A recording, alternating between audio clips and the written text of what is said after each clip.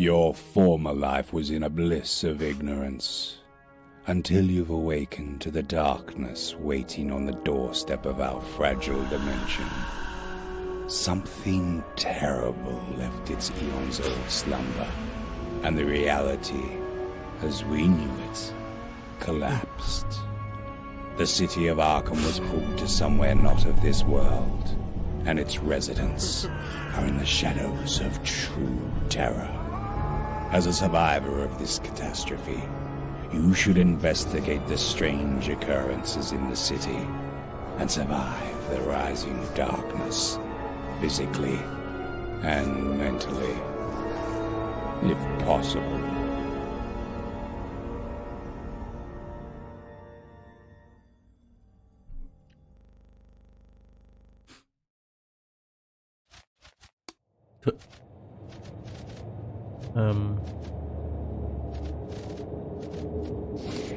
Пожалуйста.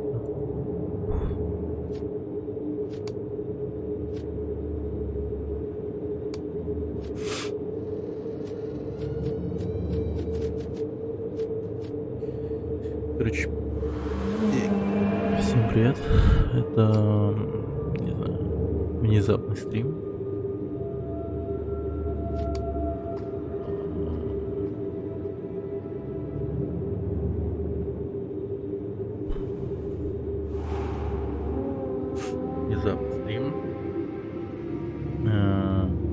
Игра называется Stygian. Очередная игра по Лавкрафту. Черт его знает, хороша ли она или нет, но тут, в общем, сюжет интересный, как мне посчиталось.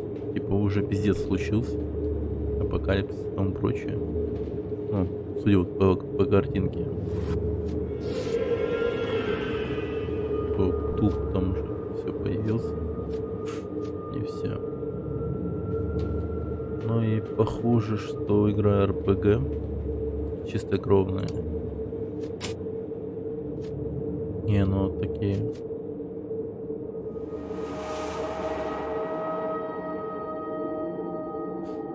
И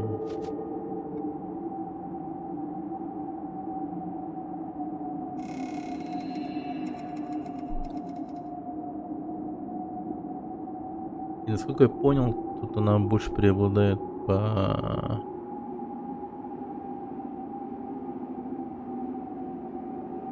правилам игры. Они типа более продуманные, всякое такое. Но мне так показалось, по крайней мере. Прикольно. Так, молодые персонажи находятся в пике физической формы, но им не хватает жизненного опыта, приходящего с возрастом.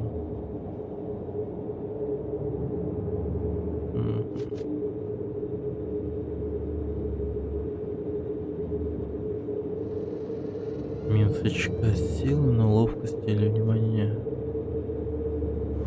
Вы получаете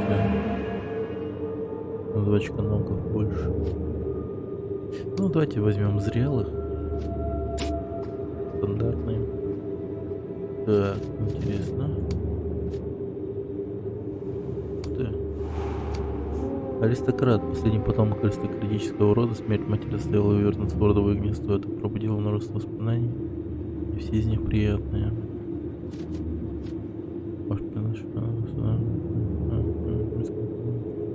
Белая кость. Проклятый род. Чё?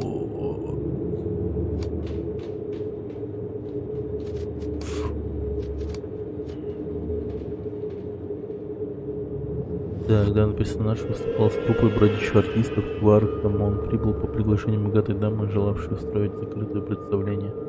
Как показатель столь преданной читательницы.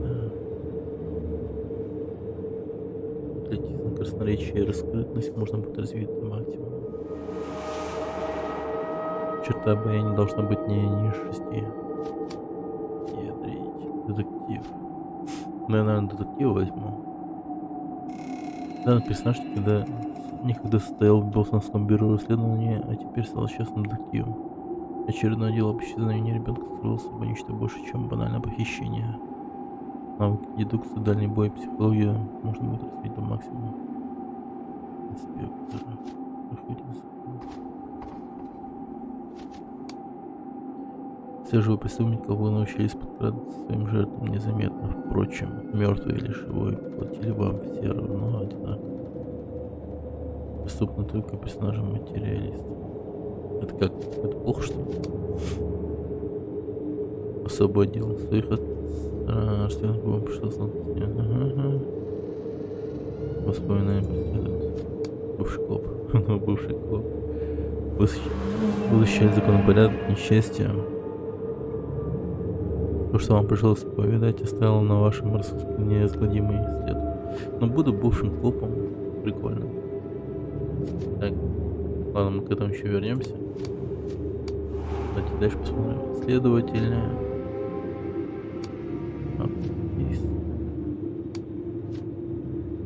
Преступник.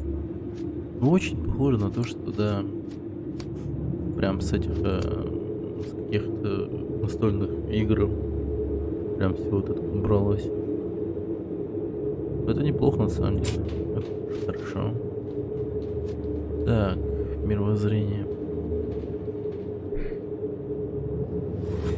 На протяжении всей своей истории человечество сталкивалось с бесчисленными угрозами, если люди перестанут ломать руки, начнут действовать сообща, человечество будет непременно сосредоточено. Мы все обречены, так давайте же проведем остаток наших дней, как короли, богатства, полосковитесь и власти, что угодно, лишь бы закрыться. Ага. Нигилист.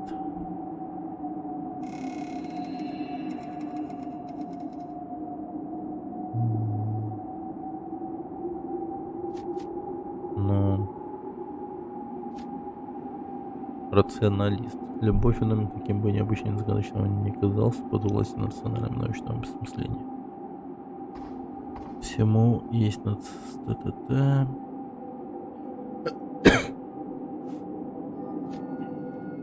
эзотерика. Когда сверхъестественно становится естественным, нам остается лишь принятие древнее знания. Ёшки. Ну это интересно, конечно. Быть гуманистом.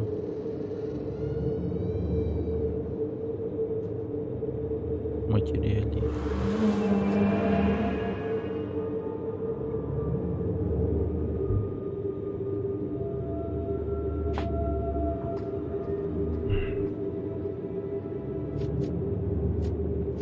Ну, рационалист или гуманист, как по мне?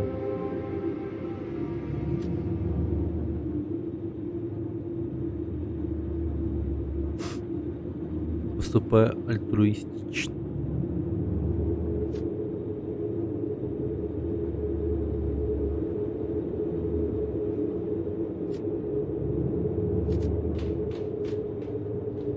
Ну, гуманистом буду, короче. Угу. Блин. Капец, разные художники рисовали, сразу видно. Да ёшки, даже не знаю. Блин, как по мне, вот этот самый нормальный. Остальные что-то прям не внушают доверия. Да и на тебе всех рисовали. Ладно, возьму это. Ага. Хорошо.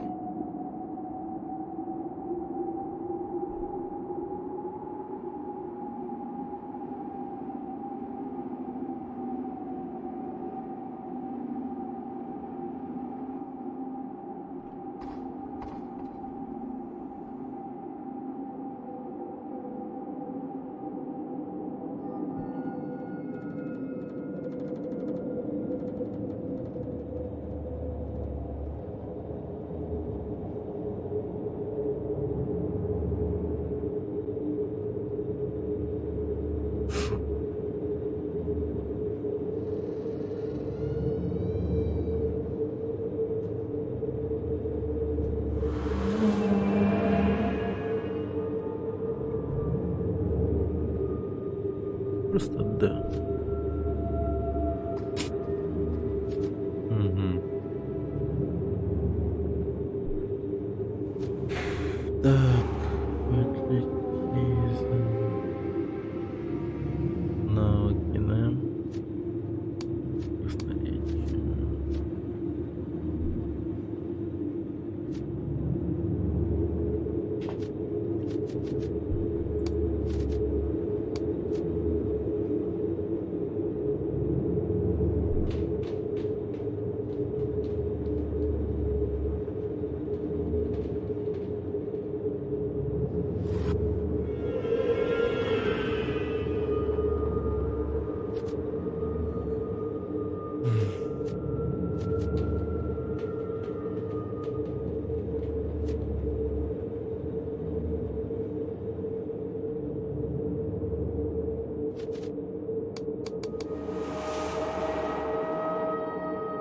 Нихуя себе.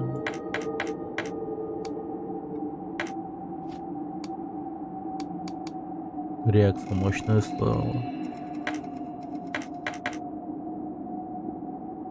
Блин, очень похоже на прощенный спешл из Fallout. Очень похоже.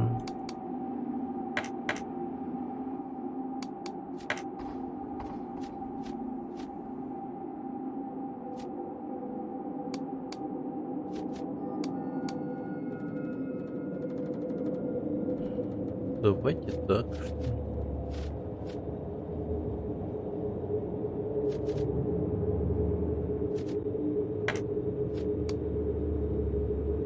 Даже так.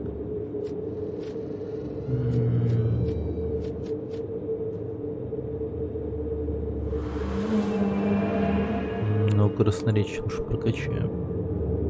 Чувствую, она мне очень сильно понадобится. Смотреть на себя. Хотя...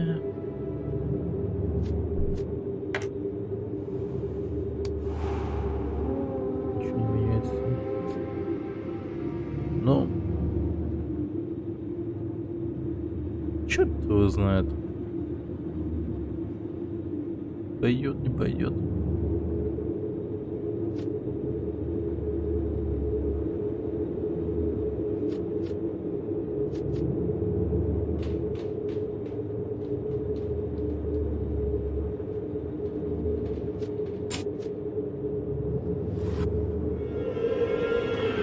Бывший. Так. Прикольно. Ну все. Максимально погружаемся в игру, мне кажется. Таким-то персонажем. Ваше местонахождение чердак. Исидор может рассказать вам о том, какими ударами наделяют своих владельцев те или иные артефакты, но чтобы узнать, какие проклятия они в себе содержат, вам потребуется обладать собственным познанием в оккультизме. Так. Stygian Tales. Май 25-го. Город застрял между странными вселенными. По реальностями, не знаю.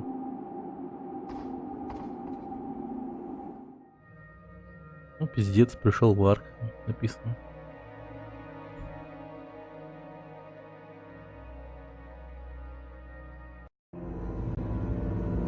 Так, уже год прошел с тех пор, как вы повстречали какого-то неизвестного под именем Черный Чувак.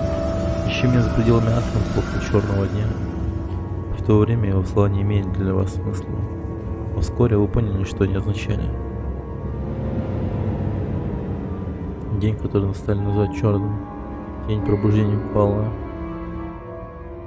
И вместе с ней поглотил все на... Чего по неизвестным причинам город Аркхем был оторван от земли и перемещен в иное место под чужеродным известным сумеречным мир между измерениями. Вам, в отличие от многих, повезло уцелеть и сохранить рассудок хотя бы.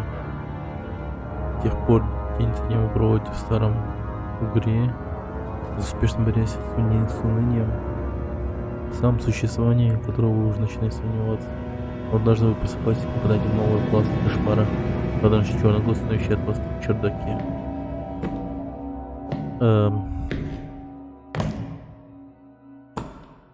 Ну, короче, пиздец какой-то случился. Ага. И черный гость пришел. Разбудил нас. И ушел. По следам черного гостя. Ник обновлен. 2 лампы во тьме. Дневник. Я проснулся на чердаке старого угря от того, что лицо мне светила лампа, которую держал черный гость. Похоже, он хочет, чтобы я следовал за ним. Год назад мне повстречался загадочный джентльмен, я не помню о нем практически ничего, кроме его прозвища «Черный гость». Он знал, что грядет черный день, и что я в это время буду в Архаме. Он велел мне отыскать его, но кто он? И может ли он ответить на мои вопросы? Перемещение тупо на клавиатуру.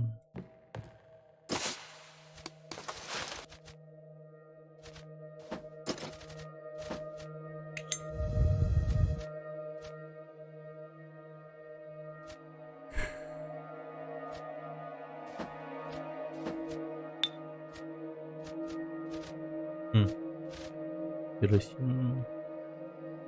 Следователь. Ёпти. Заперто. И все.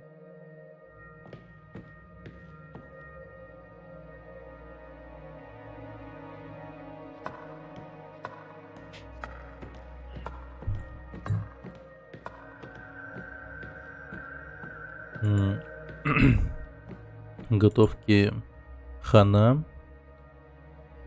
Тут только консервы, видимо, остались. Как написано.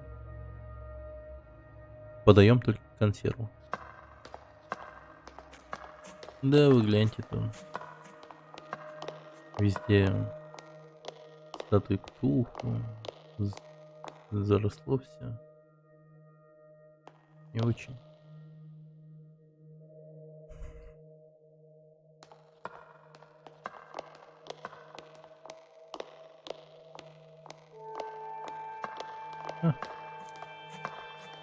Люди, скелеты.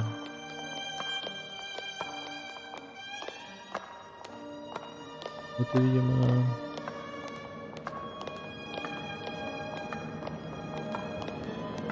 Еще с тех пор, когда было все нормально.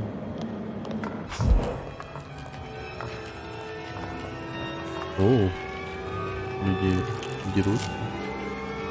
Убивают друг друга.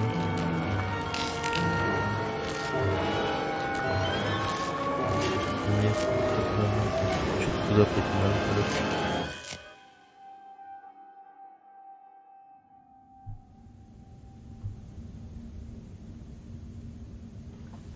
Нет, всего лишь сон собаки.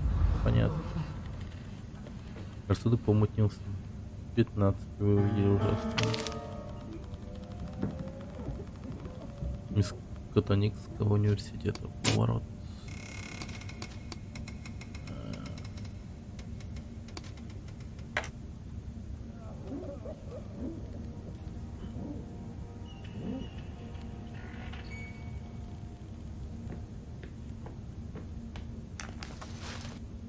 Ух, ни хрена себе.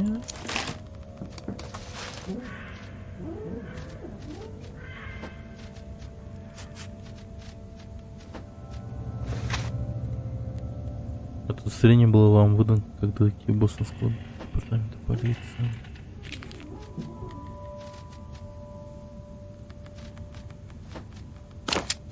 Круто.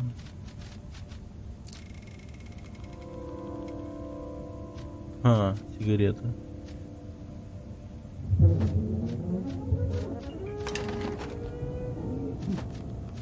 Записная книжка. Шприц с лауданумом.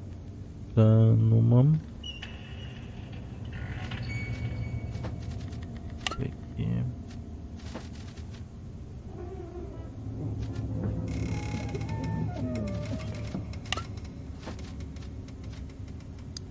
Ладно.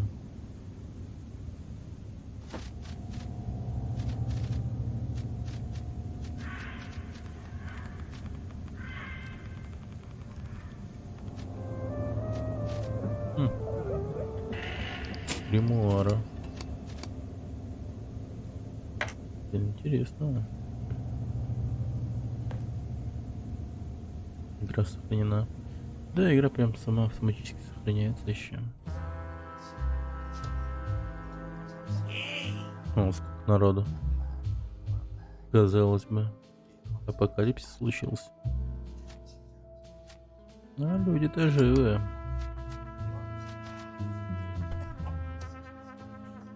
Угу. Слишком занят игрой. Пара занят разговором между собой. Ему не до нас. Так, вы видите Марина, управляющего старого угря и по совместительству бармена. Он дает вам кров уже около года в обмен на то немногое, что у вас есть, и не гнушается при любой возможности побрать вас тонит. С добрым утром, Корнута. Если, конечно, эти вечные сраные сумерки можно назвать утром. Что там у тебя был за тарарам на черноке? Дурной сон приснился? Что теперь отличить сон от реальности? А ты, Корнут, как я погляжу, философ. По мне все гораздо проще. Во сне ты в реальном мире ни в черту преисподней. Важно только можно и там умереть по-настоящему. Если умереть можно, а с этим, друг мой, в Архиме все по-прежнему, значит этот мир достаточно реален. Но если не веришь, валяй, попробуй. Могу даже пистолет отложить. Но раз уж ты не спишь, как насчет тех сигарет, что ты мне должен? Вчера ты перебрал и сказал напомнить мне тебе про них позже, помнишь, да? Я в курсе, что ты выбиваешь, как ты выбиваешь долги. Синяков на мне нет, значит я тебе все заплатил. Маринза заметно разочарован вашим здравомыслием. Ух ты, круто. Ладно, никогда мне тут с собой спорить, все равно рано или поздно ты все просадишь. Еще увидимся, Карнута. Класс. Так. Вы видите чудаковатого мужчину средних лет, поглощенного игрой в дротики. Отсутствие других игроков его явно не смущает. Он буквально излучает самозабвенный восторг. А как насчет партий в крикет? Это разновидность дартса. Не каждый выпадает шанс играть против чемпиона мира. Он типа чемпион мира, потому что он последний дратист в этом мире. Типа так, что ли? Чемпион мира.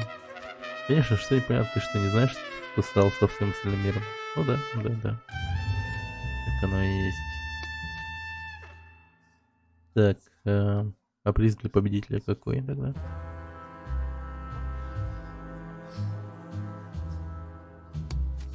Приз?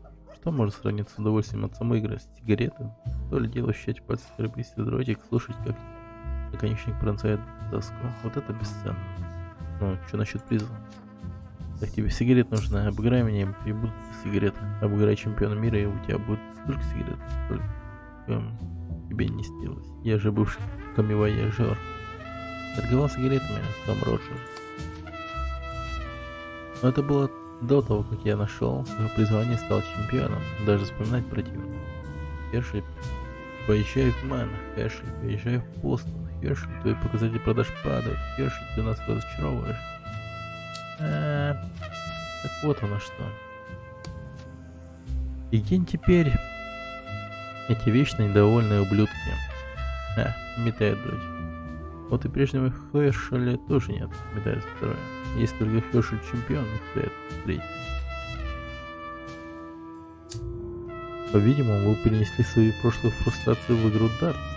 Психология. Что? Да, я нашел свое призвание в этой игре. В великой игре, привезенной нашими предками Старого Света и придуманной еще лепреконами. Что за чувство поришь? Кажется, вы пошатнули его душевное равновесие.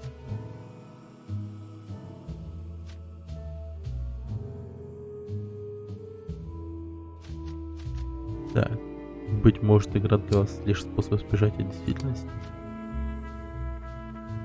Хершель теперь важный человек, понятно тебе? Хершель чемпион игры в дартс. Он неожиданно замирает, а потом продолжает дрожащим голосом. Так это они тебя подослали. Подослали, чтобы издеваться надо мной. Я не неудачник. Сэр. Я не неудачник.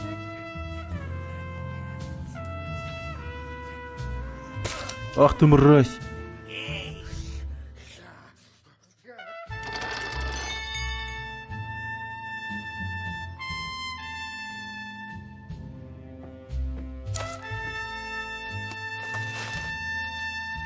Сигарет, ну неплохо.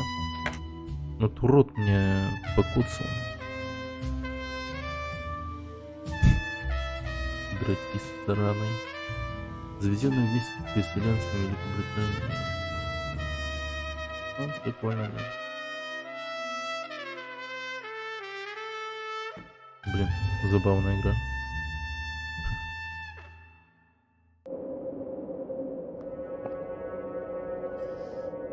Так.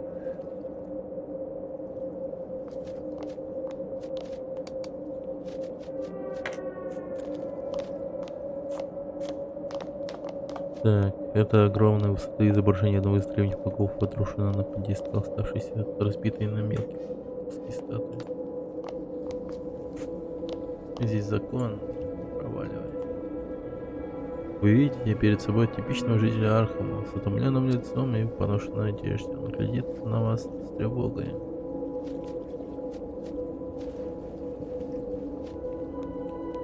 Так, представимся. Добрый день, вы словно свалились, это по-вашему похож на добрый день?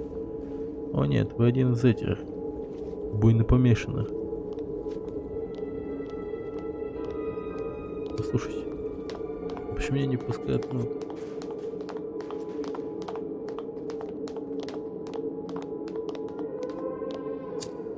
Это предупреждающая табличка значительно незнакомого москалица говорит о том, что данное заведение является собственностью гангстеров. Ах, один из здравомыслящих человек не захочет прогнившим сыром сарае для имущества. Так интересно. Ладно. Давай-ка поговорим с человеком.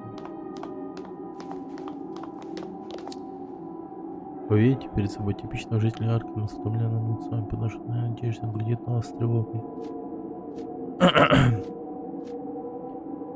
Так, прошу. Так, что уцелело? Как видите, немного ищите, где пропустить стаканчик. Или нужна крыша над головой, есть старый угорь. Если хотите забыться, то аптеку Рихтера. Если не считать склада Марша, то тут в общем сравнительно безопасно. Но еще алтарь прародителя. Марш? Ну да. Ну Марши были в Коловтуху, Dark Corners of the Earth. Там братья Марши были. У них там еще предок Марш, который весь пиздец начал на самом деле.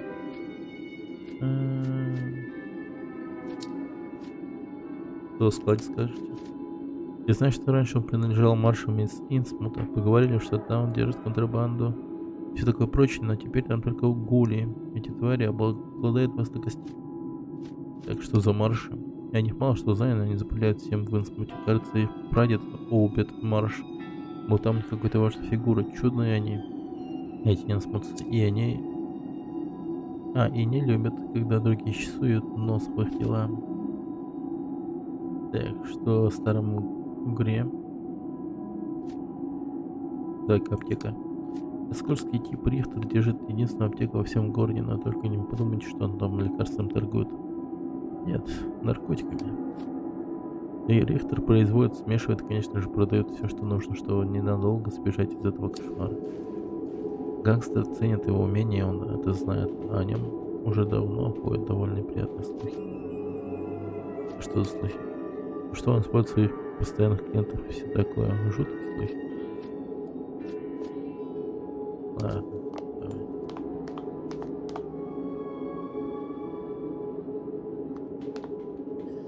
Вы видите перед собой типичную жительницу. А что это за сооружение? Раньше там стояла статуя Линкольна, а теперь сектанты возвели на ее место, как мне его называют, алтарь прародителя. Мерзость такая. Они приходят из-за реки, чтобы приносить в жертву тех, кого помещают гангстеры. Это их кровавые подношения прародителю Ктулху. Ктулху? У меня одного его упоминания кровь стоит в жилах, и они называют его прародителем. Это их новый бог. Он пробудился в черный день и вместе с прочими великими древними сектантами пытают и приносят людей в жертву во их имя. Почему-то я не удивлен. Теперь, простите, мне нужно идти. Так, гангстеры. Опасно смотрят по сторонам. Их слово закон.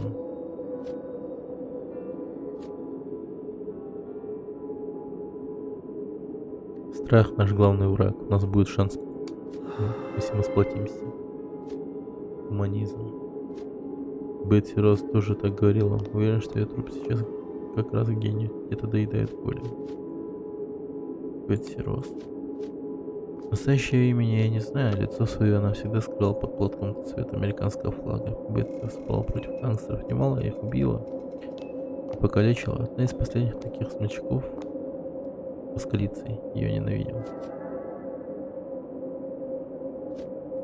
Дождаться, пока она закончит свой рассказ. Ее застрелили. Конец истории. В этом мире зло рано или поздно всегда восторжествует.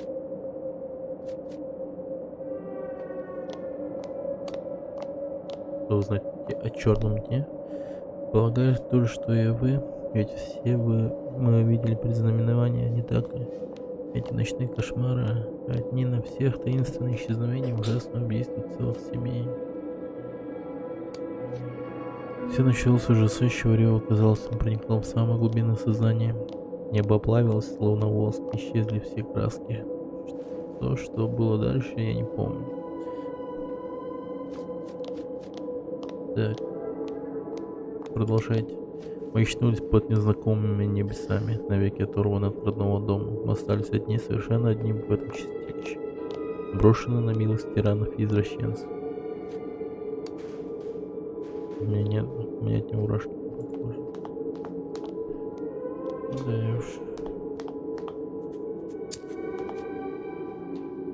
Хвалив статую президента Линкольна, жители Архема продемонстрировали, что предпочли свободе страх. Вскоре всем в городе стали заправлять гангстеры.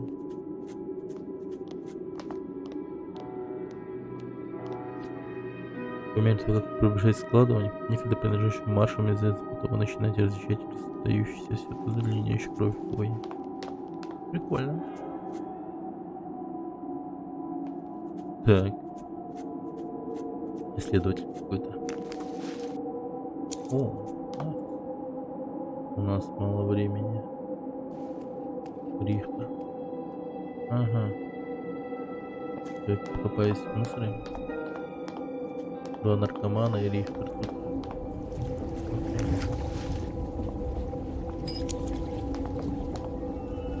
Это, видимо, проститутка.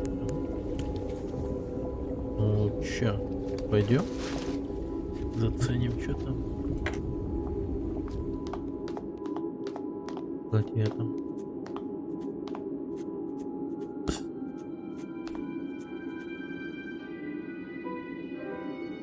Судьба интерфейса у меня могут быть спутники.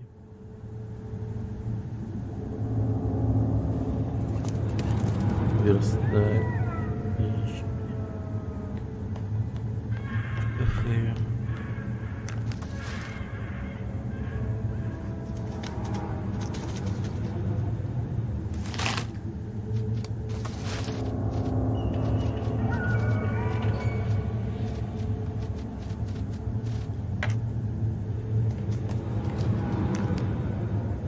Заперто. Исключено, что человек сам найдет мало полезных плотно сообщение. Так, мне бы тогда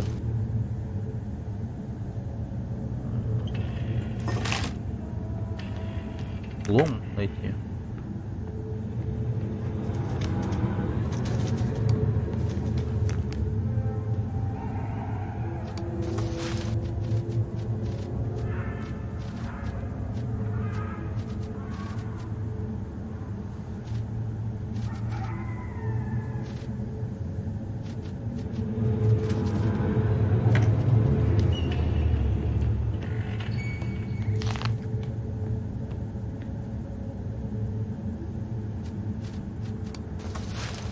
Так, поел.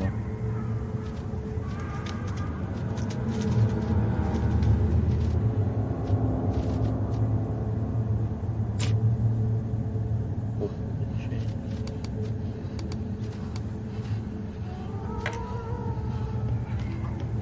Ладно, сваливаем.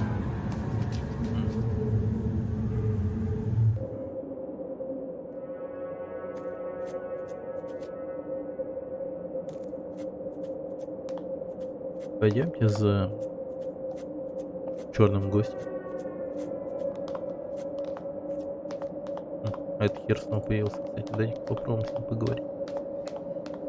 Без доброго дня там.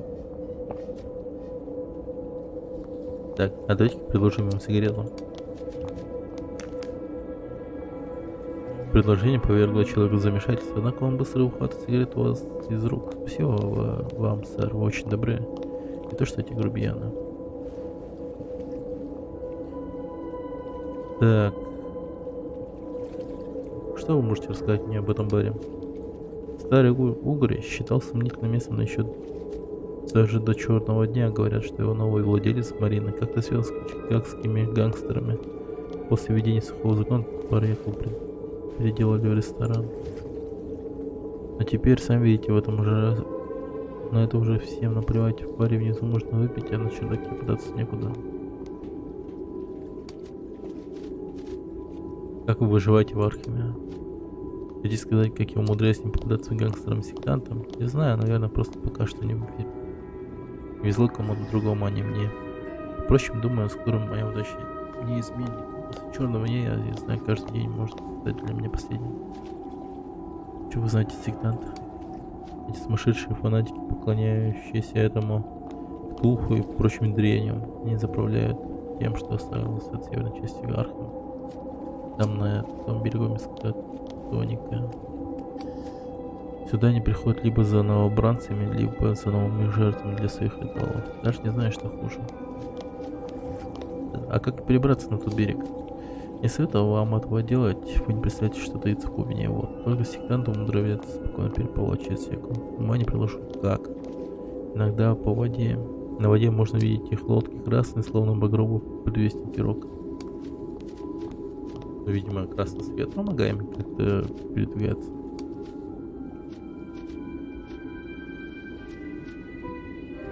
Так, про гангстеров. А кто у них за главного? Воскалиции.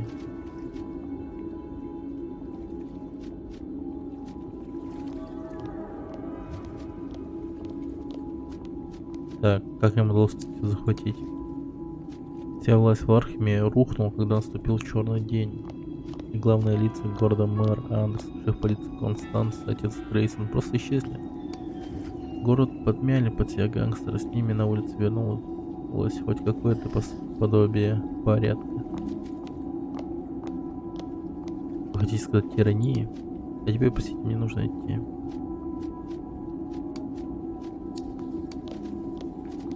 Так, кто он такой? Воскалицы. Что это за воскалицы? Довольно, не хочу больше говорить. Ладно. Воскалицы прям не хочет говорить.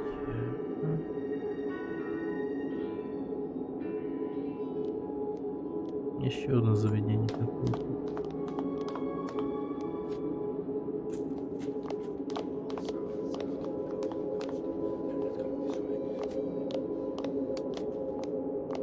Так, как выживать в Архиме?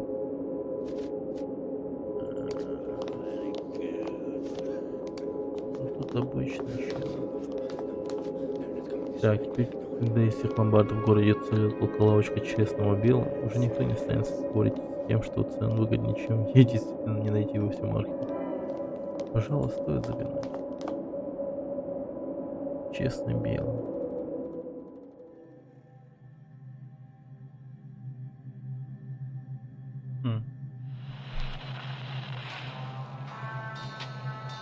Очередной знак, предупреждающий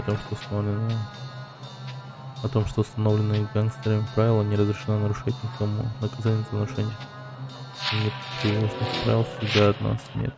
Судьба, постигшая честно убила. Тому примеру.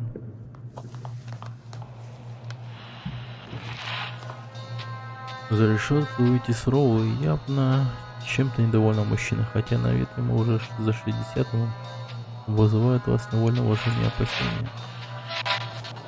Ну окей.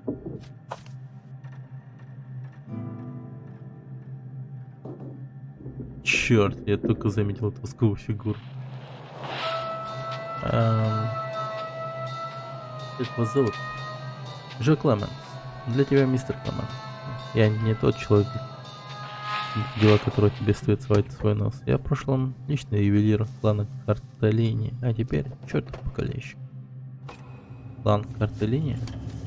Ты что, не местный, что ли? Самый влиятельный клан во всем Чикаго. Барона преступного мира. Как вы из самого Чикаго? Потрясающая прозорливость, и как ты это догадался. Ну что тебе, пить что-нибудь или попусту время мое тратить? А что это у вас там за восковая фигура? А, ты от честно били? Бедняга помер. Но они решили, пусть он тут в качестве статуи интерьер украшает. Раньше-то это его лавочка была, пока он не вздумал поспорить поскалиться. Догадываешься, как мне из него статую сделали? Залили с ног до головы расплавленным воском. Надо было слышать, как он вопил. Ну что, доволен или хочешь еще подробностей? Скажи мне о Паскалице. Паскалице, говорит с неохотой. Он здесь главный. Хотя в последнее время его не часто увидишь. Это он поставил меня здесь заведовать этим ломбардом. Вот приходится тут торчать. Ненавижу эту лавочку. Оружие до хера там, кстати. Послушай мой совет, если хочешь жить, не стоит расспрашивать людей в столице. Короче, ты будешь что-нибудь покупать. Или мне сказать Чаль, что он тебя отсюда проводил. Чаль это вон тот улыбчивый парень.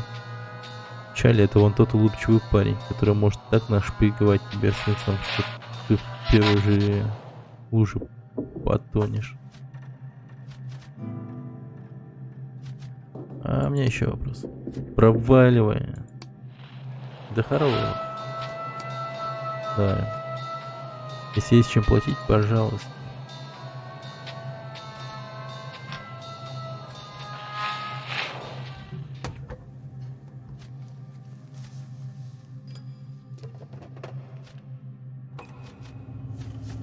Да.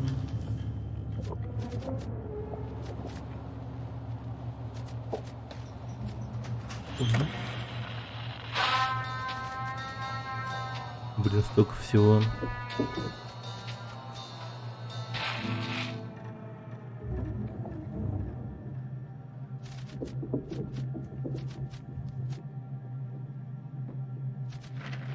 Госдадер. Сколько мне госдадер понадобится? Давай возьму. Один. 90.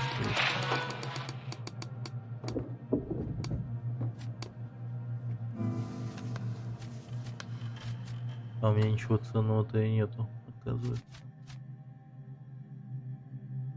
Давайте. А поторгуемся, что ли? Можно поторговаться?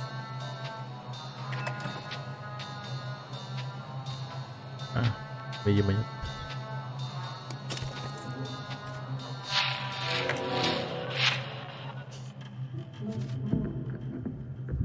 А как насчет сделать мне скидку, мистер Клеменс? А как насчет получить пороже от моего приятеля Чарли? Но я мог бы сбывать у вас качественные товары. Я бываю в таких местах, куда никто кроме меня не сует. Красноречие. Видать, ты не брезгуешь копаться в самой мощной заднице этого гнилого городишки. А я не люблю тех, от кого воняет. Но кто знает, может ты мне пригодишься. Есть туда одно место. Сходишь туда для меня, получишь свою скидку. Я дам тебе знать, что к чему, а пока что ты для меня просто очередной салага. Я похож на мальчика на побегушку. Ты похож на дурака.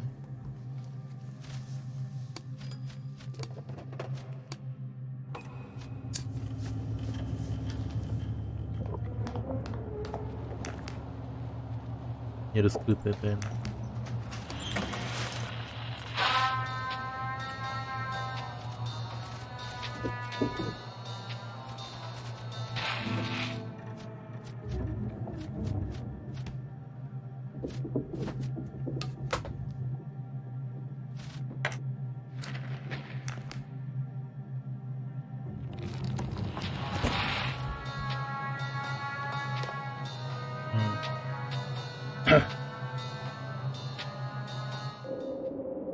Мне, видимо, зажигалка нужна, то ли что. Погоди-ка, у него есть зажигалка? Можно ли купить зажигалку? Зажигалка. Ну хотя подожди.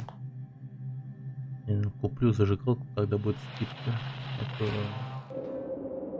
хер. Больно большие цены задвигают. Как все проще старение, старейшее здание в городе и теперь медленно приходит к выпускнику, будущий весел.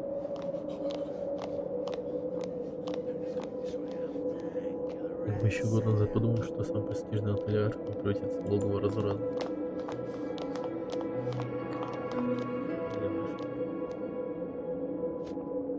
Здание почты там было постоянно позже большинства других домов. Однако противоестественно обратил его подобие гробницы, потрескавшейся стены, которую навеки скрыла письма обреченным жителям. Ладно, давай зайдем.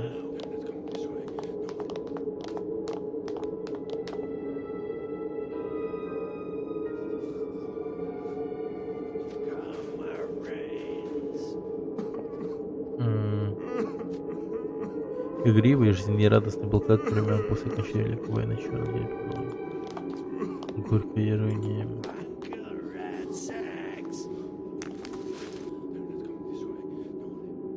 Прикольно. Не зайти туда, что ли?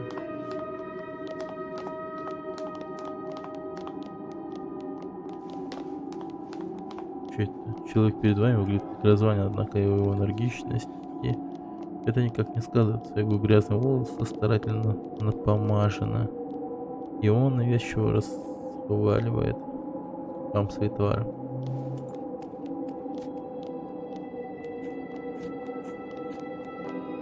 Так, и это магазин.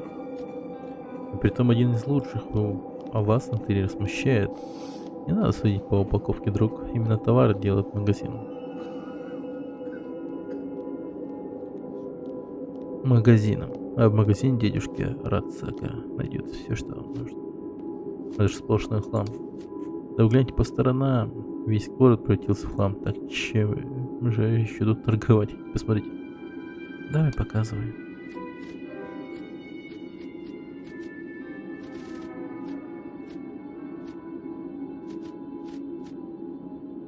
Отмычки. 16 сигарет, все оставил.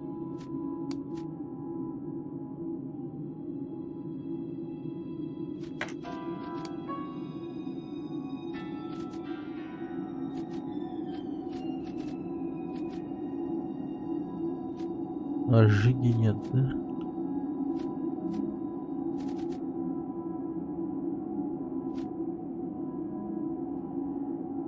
Да.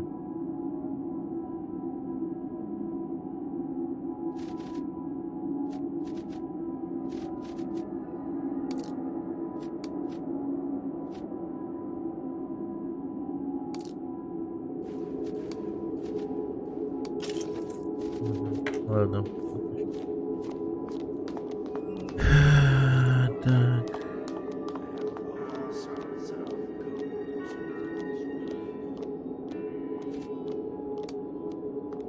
Что-то создание.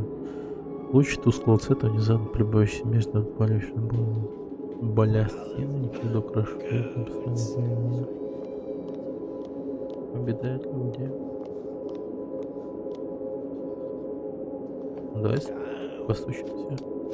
Услышите звук приближающихся шагов из-за двери доносится чей-то грубоватый голос. Судя по речи, этот человек не слишком образованный. Кто там? Так, представимся. А ты кто? Вали отсюда.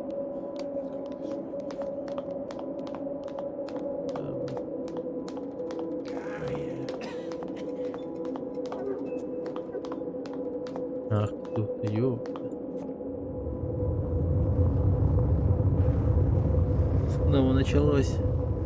Валь в глубине. Она раскалывает землю, точно говоря. Ух, пронесло.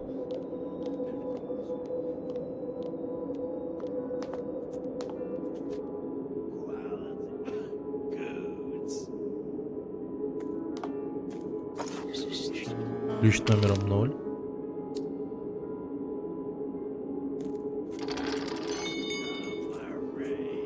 Развитие сюжета, полученный опыт. Необычный лутанный ключ, быть может, единственная подсказка для черной области. Простой лутанный ключ.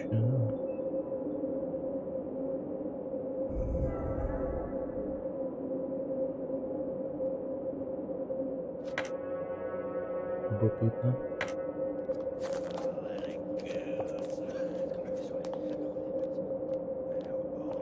Увидите заросшую мужчину в грязной одежде, прибывший резкий запах пота, присущий.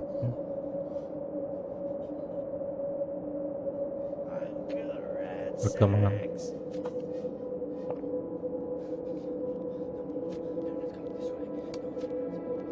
Гвен, это ты? Ты в порядке, приятель? А кто спрашивает, сержант? Дадите его в шоп, сержант. Сержант, любопытно. Служил в армии? А вы что, фараон? Насколько я помню, гангстеры сожгли полицейский участок. Тут ищейк не жало, так что идите нахрен.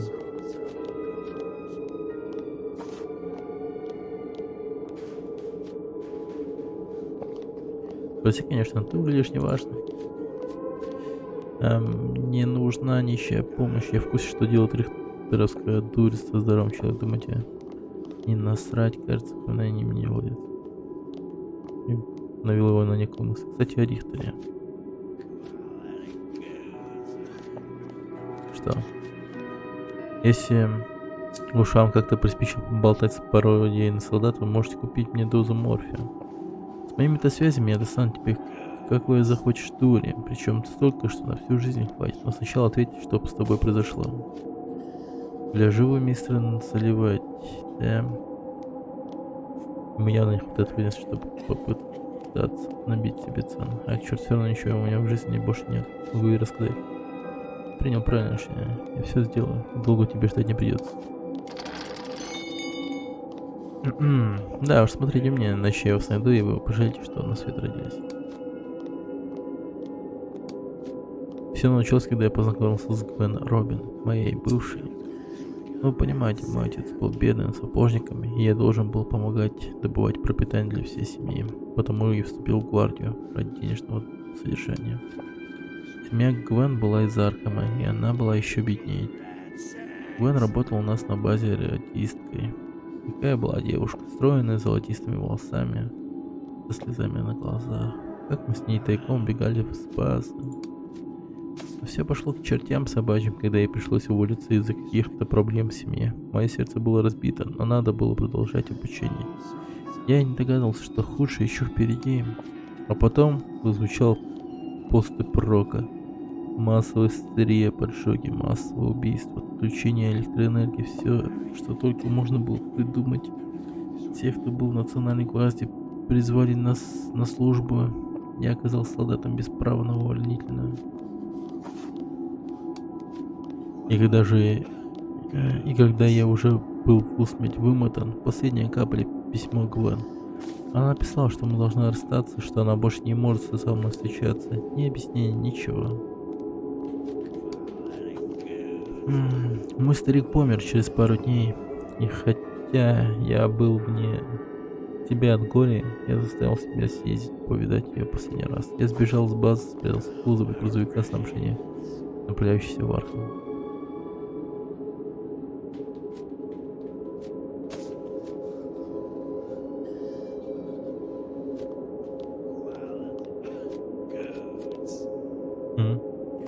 Интересные варианты.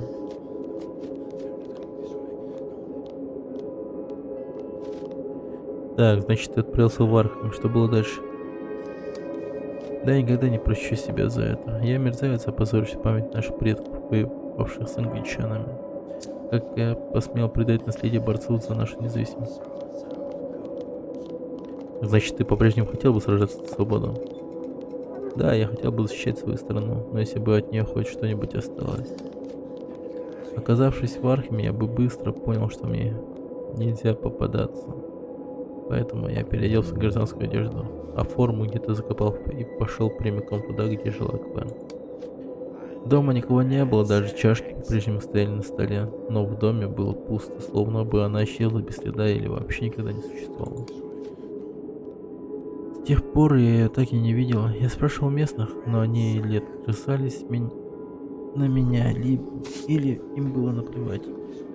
Ох, каким близоруким дураком я был. Мне очень жаль, Джереми. Все мы столкнулись с горькими тратами, до сих пор сталкиваемся здесь даже.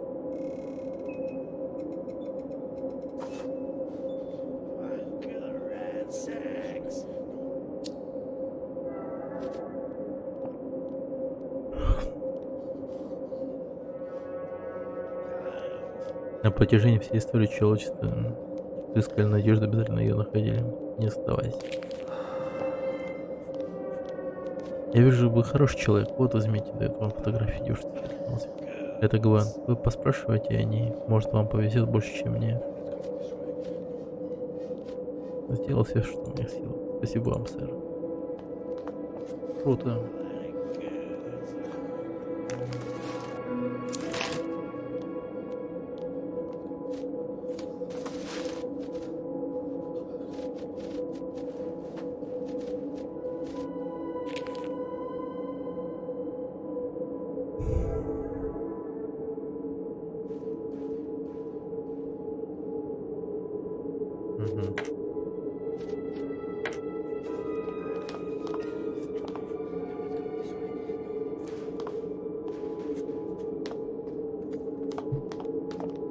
О, вы видите худую, броско накрашенную женщину, вызывающему наряды, понятно, как именно она срабатывает в нашей жизни в Археме. Судя по ее движениям, она пьяная или одурманена наркотиками.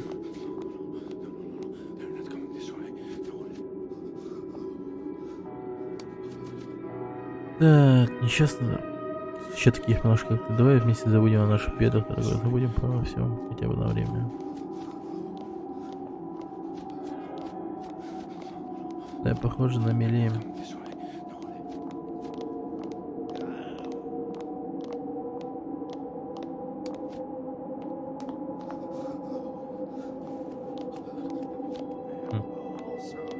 Она может болеет чем-нибудь, я хер его знаю.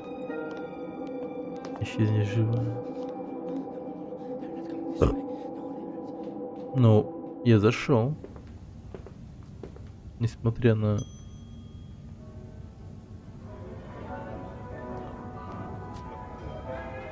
Искусно собранная масштабная модель торгового судна стойкость, доставившись на землю,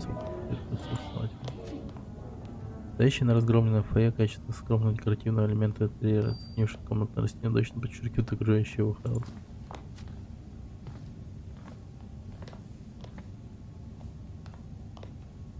Чилики там туда-сюда ходят просто.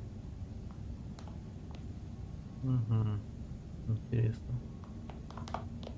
У стойки регистрации пришедшего упадок отеля стоит элегантно одетый мужчина лет 30. Все в нем аккуратно постриженного. До отличного костюма излучает чувство собственного достоинства. Редкое в эти дни. Бонжур, месье. В иных обстоятельствах я сказал бы, что рад вас поприветствовать в отеле Эссекс, одном из наиболее фешенабельных отелей в Новой Англии. Продолжить. Конечно, если пренебречь тем фактом, что никакой Новой Англии больше не существует. Тем не менее, вынужден заметить, что вы не входите в число леди джентльменов, чьи кандидатуры получили одобрение месье Воскорицева. Я обслуживаю только тех, кто включен в список гостей.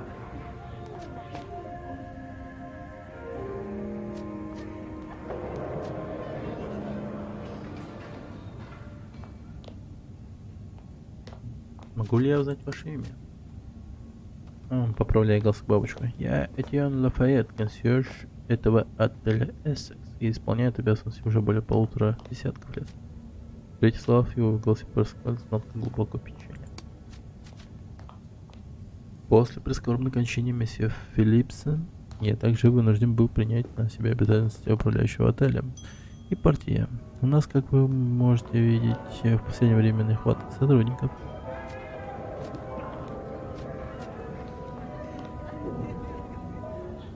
А что случилось с предыдущим управляющим? Скажем так, месье, он предпочел подкинуть Архем сам путем самоубийством. Стряхнин. Мадам Филлипс и детишки сделали его участь, никому не советую. От него, знаете ли, делает пальцами круги его рта. На губах выступают такие красные пузыри, словно плохо взбитые парфе. Любопытная аналогия. Похоже, очень такая. Как не попасть в список? Боюсь, месье, я не могу ответить на этот вопрос, потому что я не знаю на него ответа. Время от времени мне присылается обновленный список, и я устраиваю тех, кто в нем перечислен. Но, насколько я могу судить, всех моих гостей роднит тяга к пьянству, порче имущества и прочим формам недобросовестного поведения, периодически включающим в себя убийство других гостей, ритуальные жертвоприношения и тому подобное.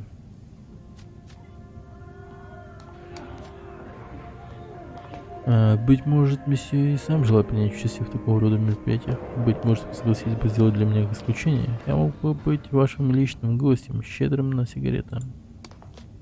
Месье, никто кроме меня больше не заботится об этом потрепанном жизненно гордом заведении. Отель Эссекс был современником многих исторических событий и немало повидал на своем веку.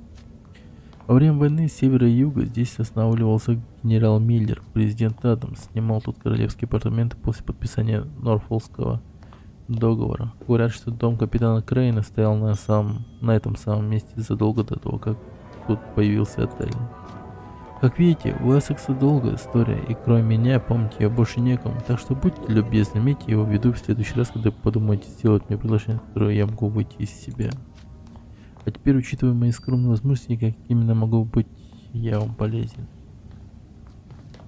Насколько я могу судить, изображением... Отец явно тоской скидывает взглядом. Да, месье, и я, и мой отец знавали лучшие времена. Да, я сделал все, что мог. Куда идти, мне, думаю, не стоит. Могут просто, не знаю. Я думаю, это может плохо кончиться просто.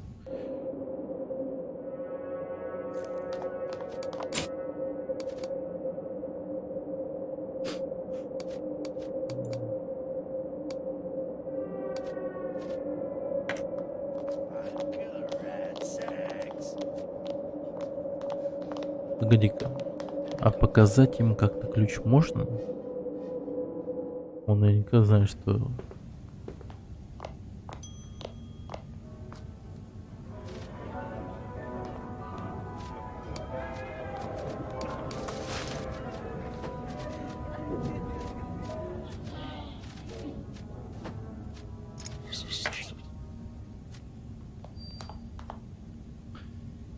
Нет, значит...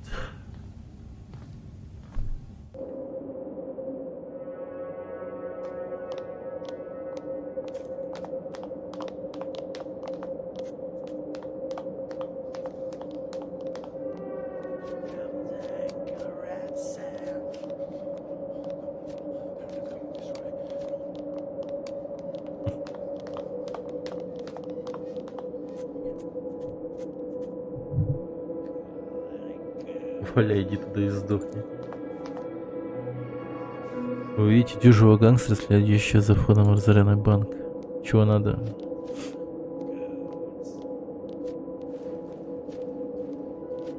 Тут разве есть что охранять? По-моему, от банка остались одни руины. Да и не банк охраняет тупицы, я охраняю улицы от психов, которые там внутри. А теперь давай двигаться. Хуяси. Интересно.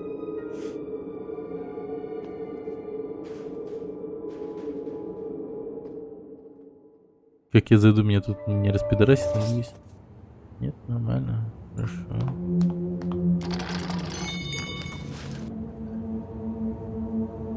Пачка долларов.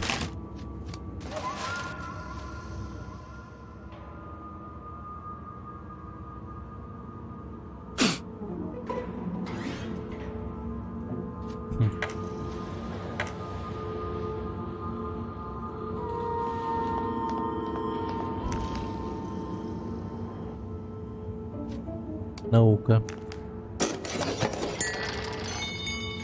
Так, вы добыли следующий предмет благодаря своему навыку. Как это я наукой открыл, не понимаю.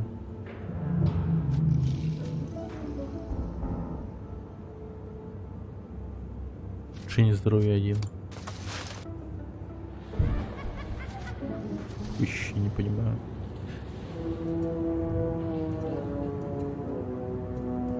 Привет, Дэн. Давно тебя не видел. Да, я проснулся недавно. Недавненько проснулся. Интересную игру, кстати, нашел. Блин. Сука, может мне достать пистолет? Да.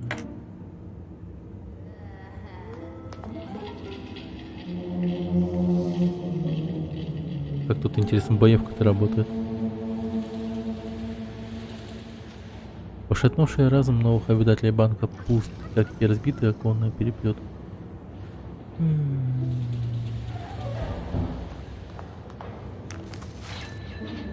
Лоскуты ткани, пачки долларов.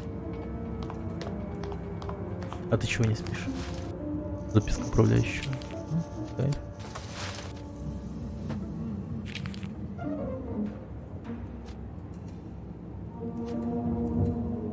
Записи оставлены дрожащей рукой прежнего управляющего банка, который говорится о его встрече с таинственными знакомцами. Я никогда не был суеверным, однако события сегодняшнего дня пошатнули мои прежде незабываемые убеждения.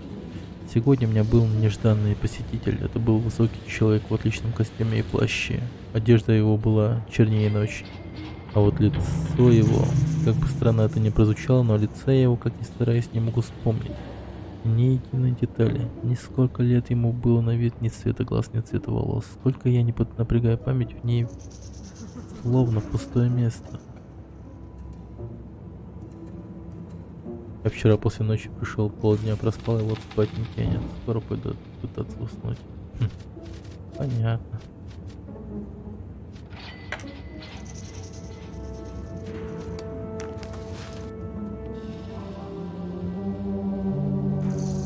Что, когда Мартин возвращается? Уже скоро же, по-моему, да? Все, я понял, от чего ключ. Это от ячейки банковской. 100%. Так. Гул утолен, паёк съеден.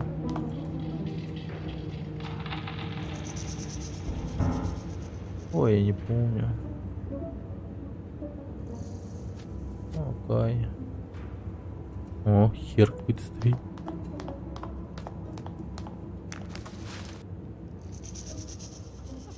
Ближнего боя под одну руку.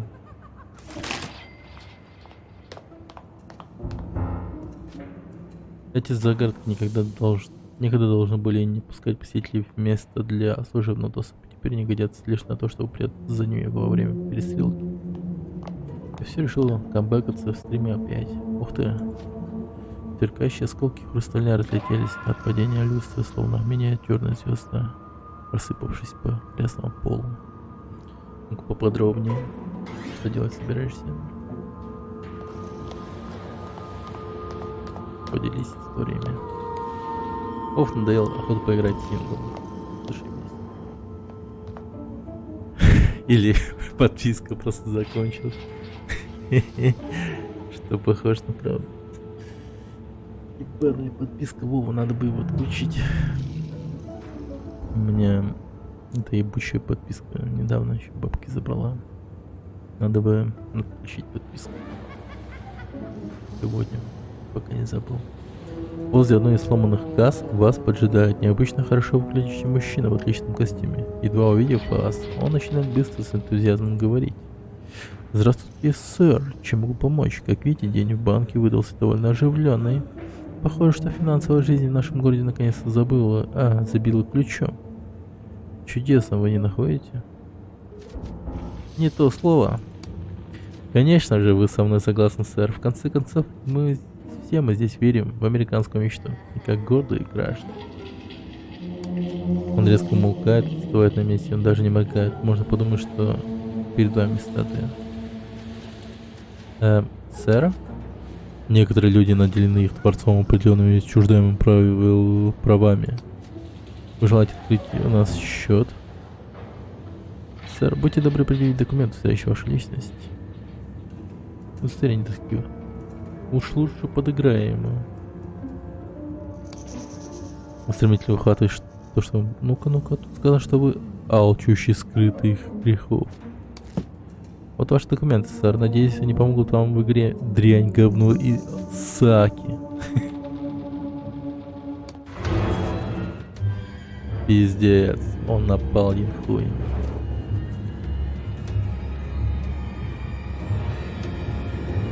Ну, естественно.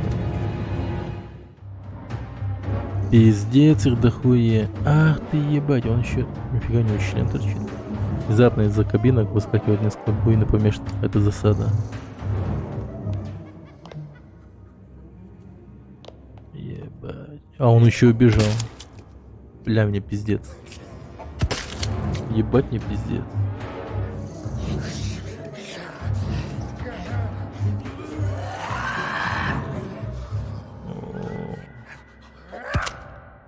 Царапина.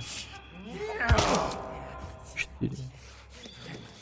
Тем более я так не поиграл в River City Girls, а я его прошел. Да. Прикольно было. Игра-то прикольно очень. Да я сейчас сдохну к хуям.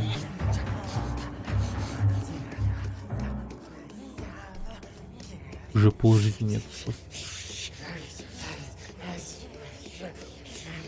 Так, нахуй.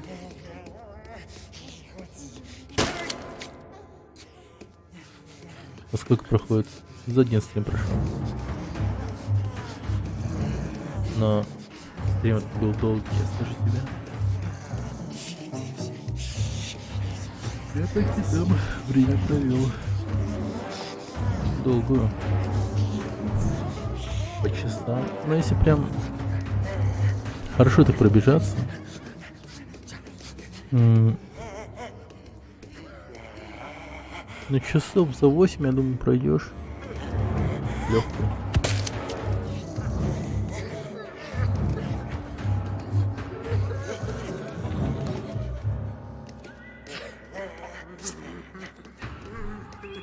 А тут есть типа ватс? Я хочу прицелиться в голову ему типа.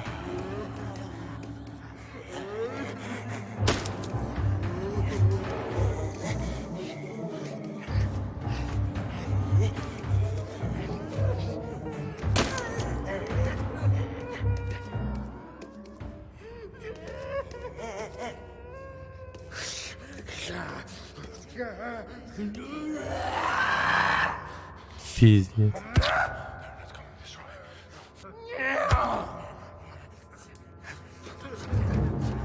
Я тебя освобожу. Опа.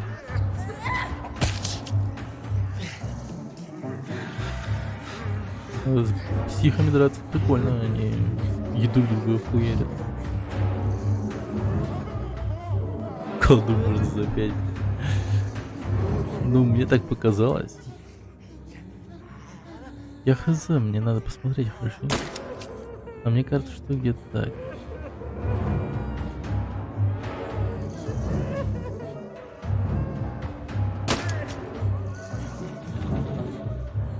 Пиздец, патронов по пизде идут.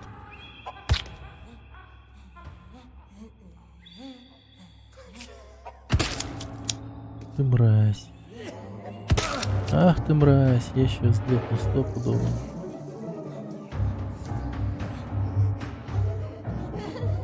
Отчаяние.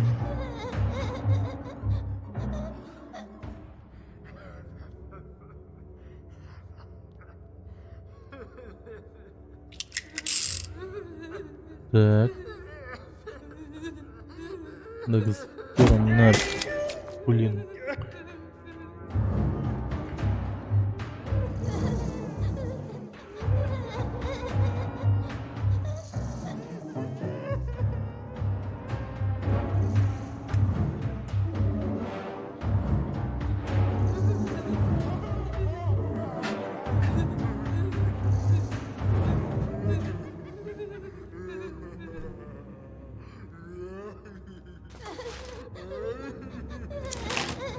Современный ключ подобрал. А их еще и лутать надо, что ли?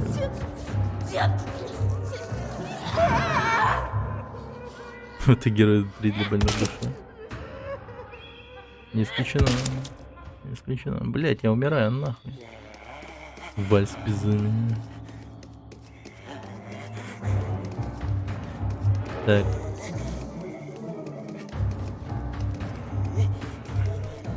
Мне сейчас один раз ударят, мне пиздец полнейший.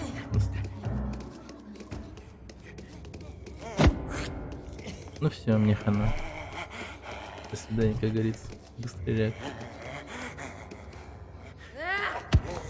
О, везет. Минус. Да. Запомнил. Чуть будет заново. Я на выпивание играл. Ай, это был пиздец. Я еще никогда так сильно не ошибался. Не стоило начинать это дерьмо. Но я таки начал.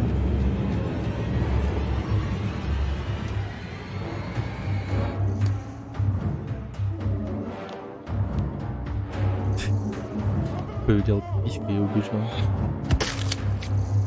Надо бы бежать. Нифига, кританула еще, мразь. Не, ну на сей раз намного хуже сейчас. А, не. Тут, видимо, королевская битва происходит.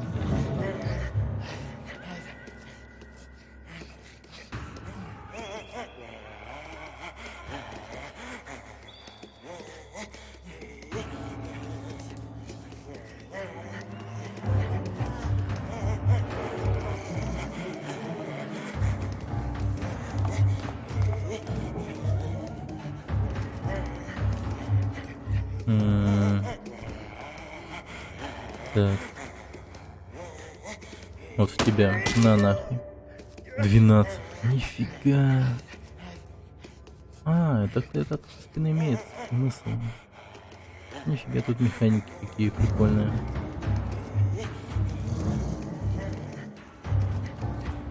Ну, это, короче, игра про ктулху. Опять же. Но тут сеттинг такой, то что пиздец уже конец света наступил. Давненько уже.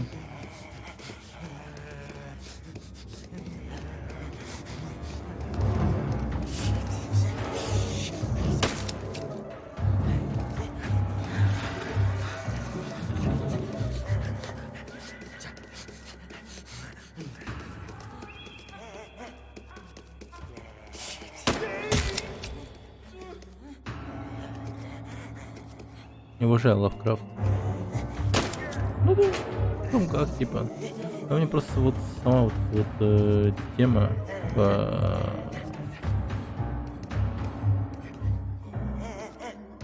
пиздецу полнейшему интересует. Так. Ладно. Защищаться. Защита. Тых, ну и защита.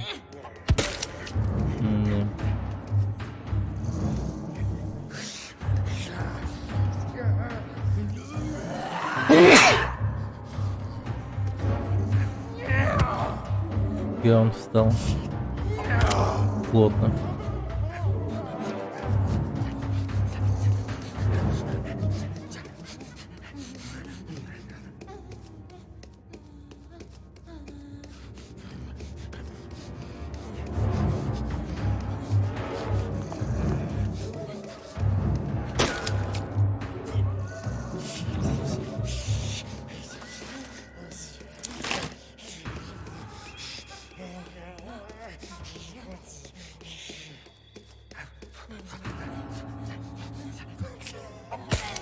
О, молодцы.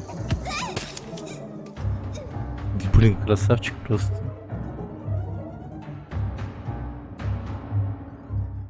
Так. На-те нах. Кайф.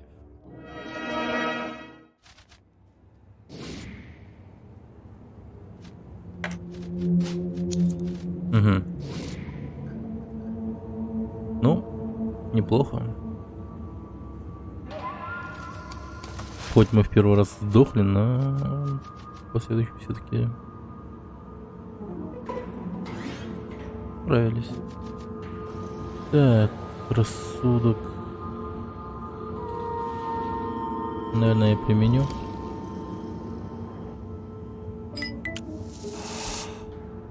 Ну, тут нормально. Ладно, поспать, у меня уже поздно. У тебя, наверное, утро. Да, у меня утро. Давай, спокойной ночи. Захожу как-нибудь. Ржавый бесполезный ключ. Так.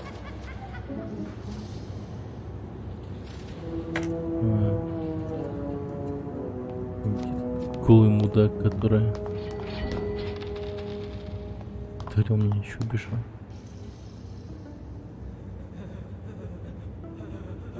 Стоп. Это я зря. Тихо.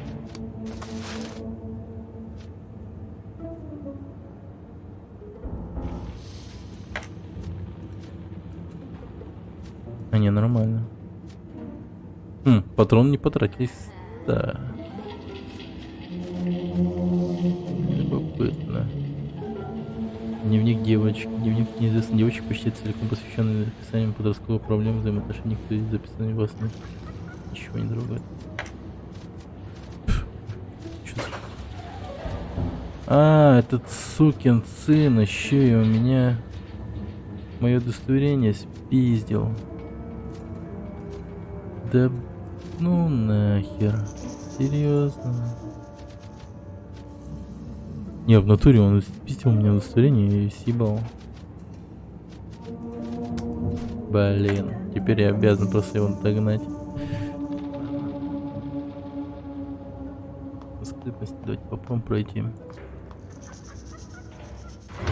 Да ты дерьма кусок. Рисунки, конечно, прикольные. Ой, да ты чё?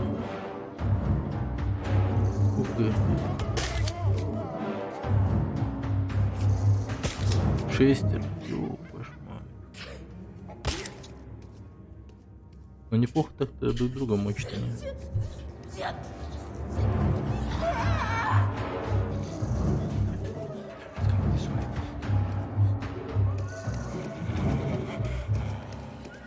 Так. Если вот эти вот будут друг друга убивать, то у меня еще шанс есть.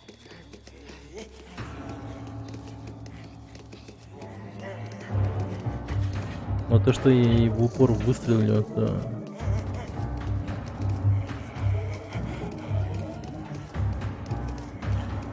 Да его дом, может к ней в спину зайти.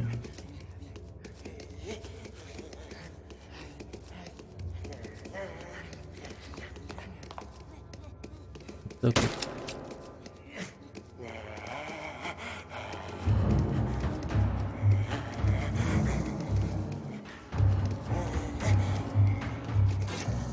Щета.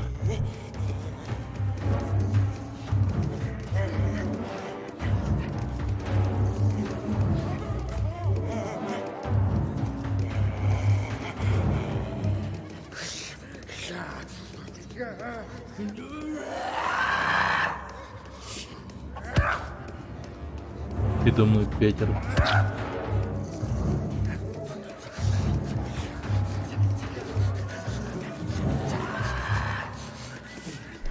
Блин, в этой игре бы меч какой-нибудь вообще был бы супер оружием.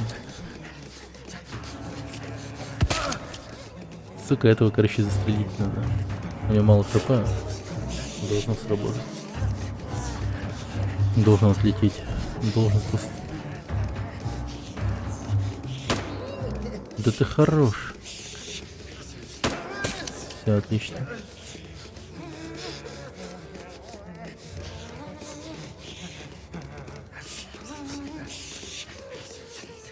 Ой, я хожу. Так. Задером.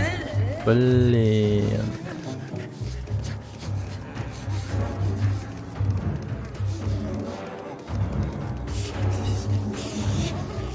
Отступаем нахуй.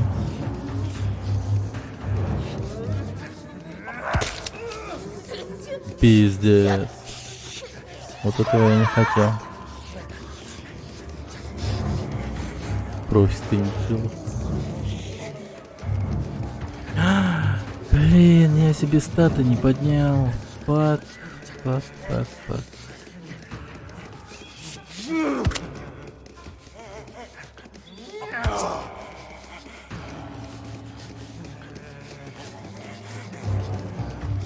Да хорош, сколько можно ходить-то, блин, вы чё, ёп. Не, ну это не, это все.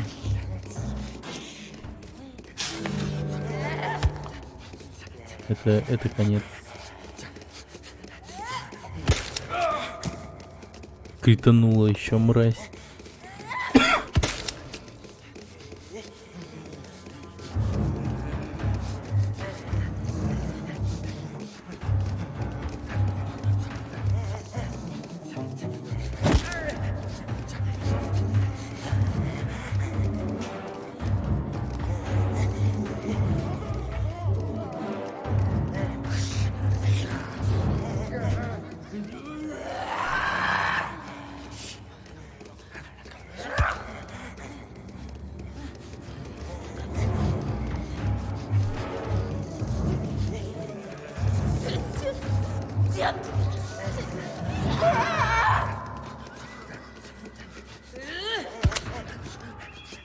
Остальным придется кидать.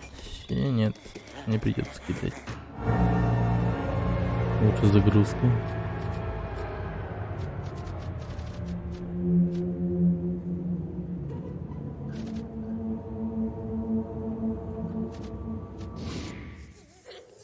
Надеюсь, после боя автосохранение.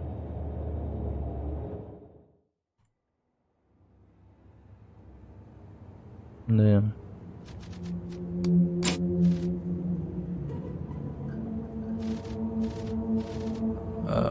Да.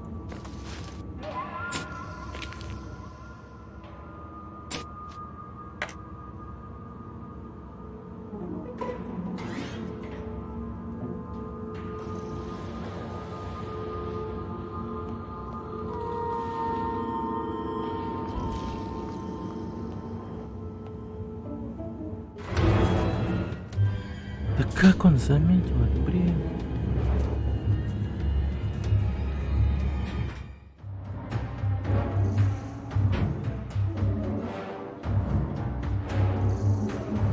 Буйно помешан.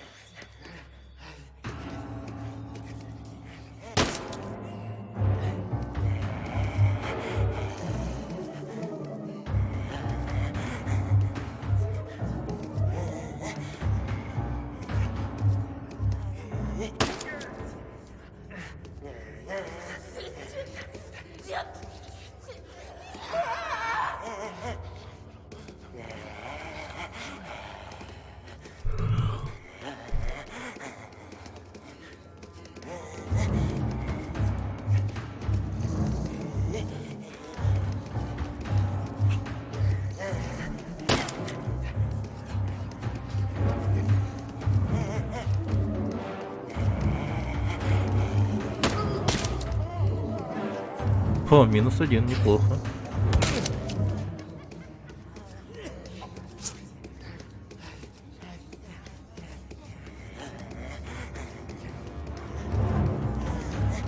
Прям не ожидал такого еще.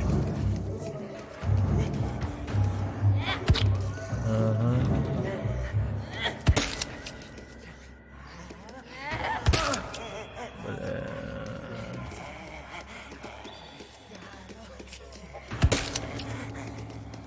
Бля.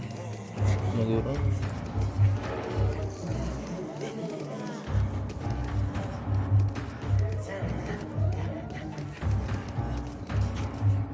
Да ты, хорош. Хотя бы друг друга ебошит.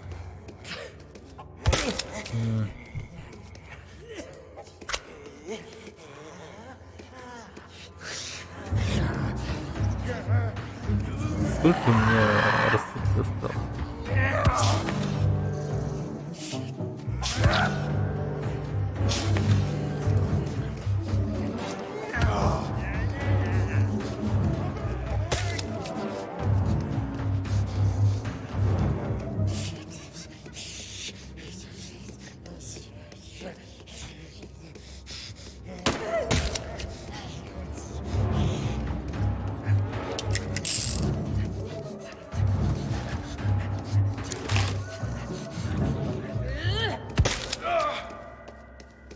Я подумал, я уже все.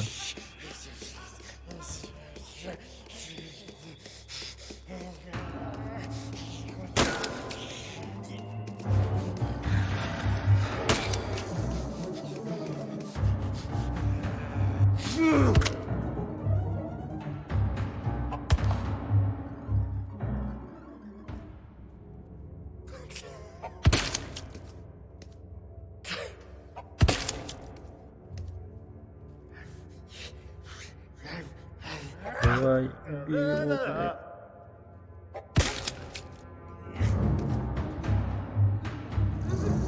Ага, отлично, отлично, отлично, отлично. Дайте мне...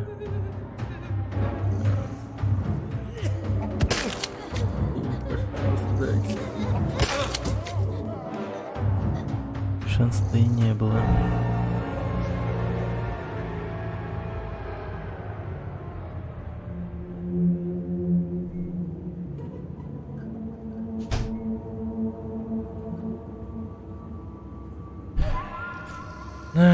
Так, давай-ка отсюда подсказ начнем.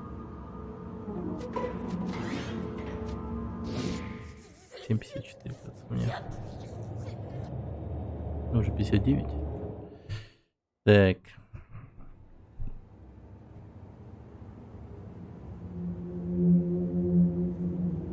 Лол, что? Я не сразу...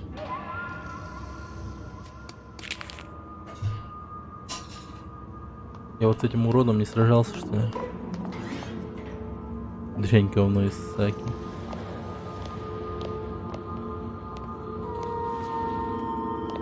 Или это баг? Я чё-то не понимаю.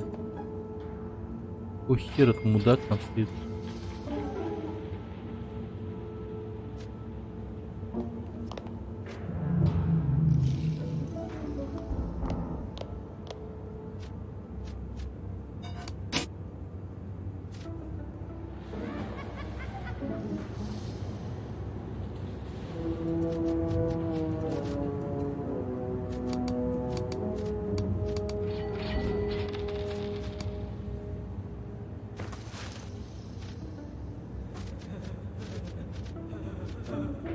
Хотя, ну нет, почему сражался?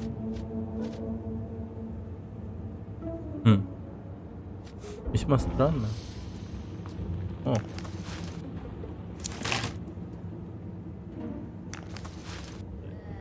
Пропустил, оказывается.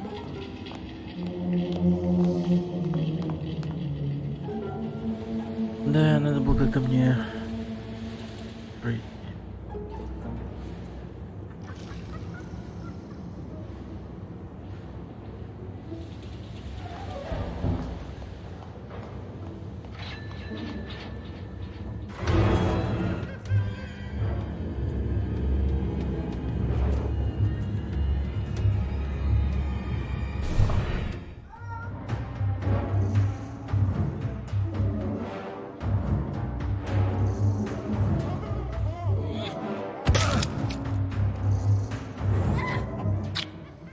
Офигеть.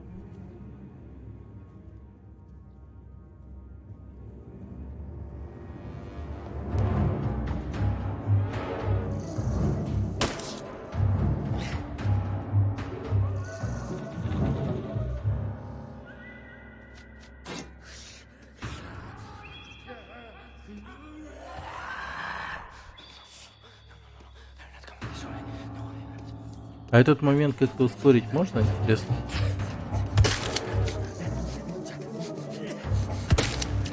Или вообще нельзя? Блин, было бы круто, если бы они все просто начали друг друга убивать, освобождать. Камнями друг друга кидаться. Как, интересно, какова вероятность такого дерьма?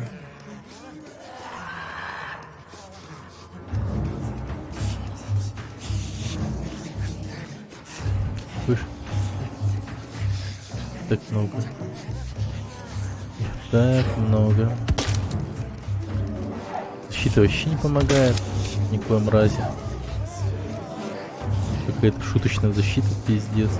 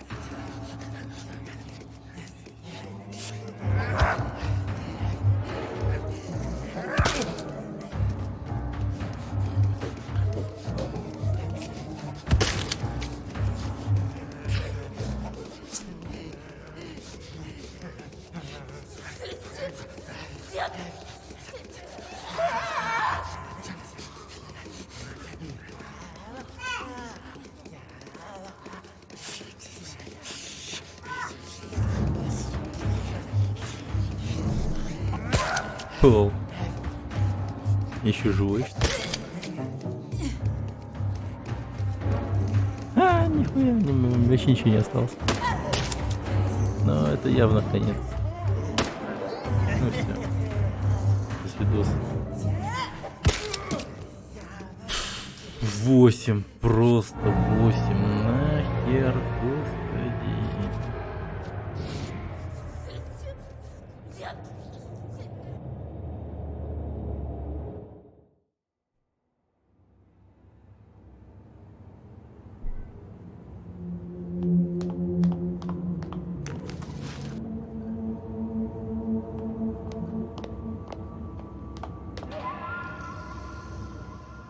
Так, а я могу первым напасть? По-любому такое дерьмо должно быть.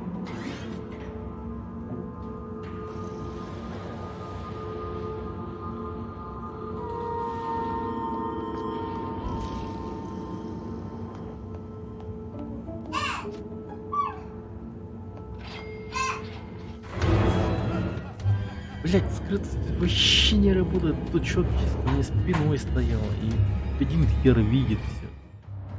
Вообще не понимаю, как дерьмо работает. Серьезно.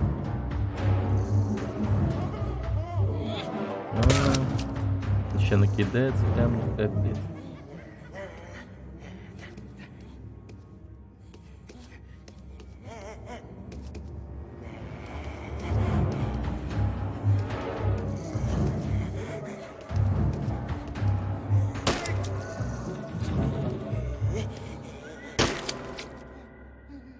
Ну все, обязан сдохнуть просто. Так, отчаяние. Хорошо, неплохое начало.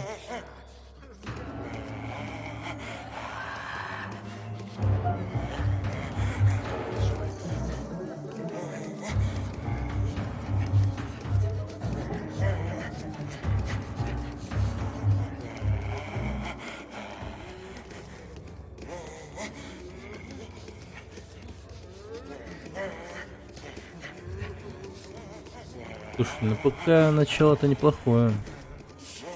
На самом-то деле. Пиздец. Как ты мог прям... Бля. Вот, знаете, вот в таких играх я вот просто представить не могу, как это работает. Ну типа... долбаная монтировка в руке. Чувак метр от меня стоит просто. И не попасть. Не попасть в монтировку просто. Как это вот? Мне кажется, любой придурок попал. Вообще любой. Как монтировку не попасть, а вот такого-то человека, ну серьезно.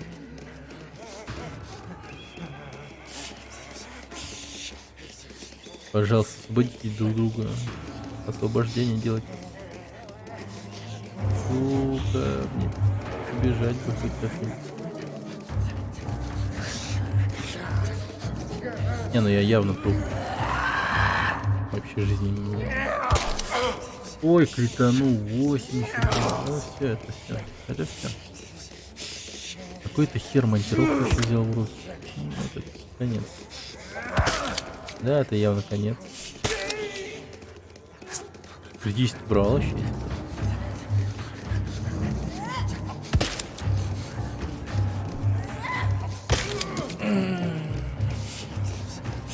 Надо найти способ, мне кажется, как эту херню провернуть.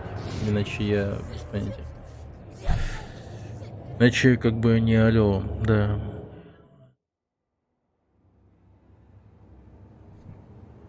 Можно бы, конечно, положиться тупо на везение, но мне кажется, мне его точно не хватит. Дрянь, говно и саки. Да, дрянь, говно и саки, чувак. Дрянь, говно и саки.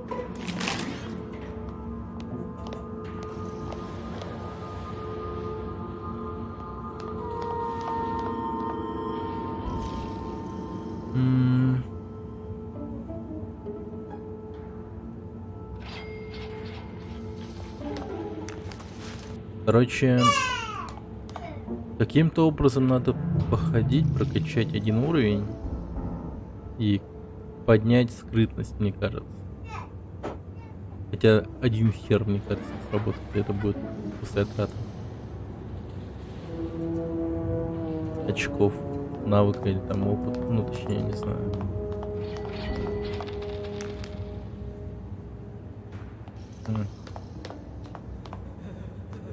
Надо подумать, что поделать-то.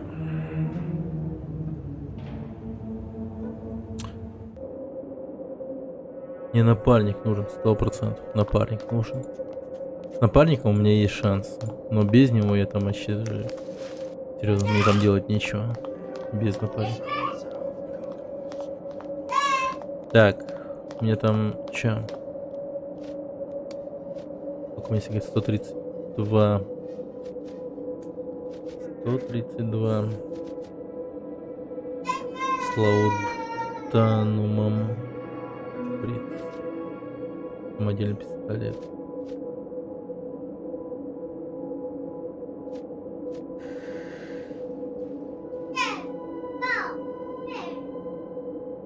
У него наверняка вот эти вот предметы, они наверняка типа очень даже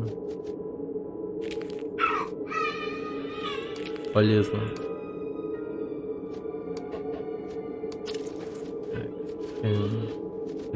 Полезное говно заберет.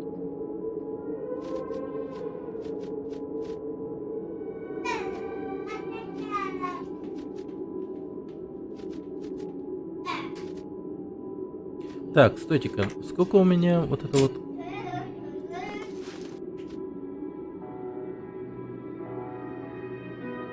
Укороченные плащи военного фасона стали пользоваться большой популярностью среди государственных служащих.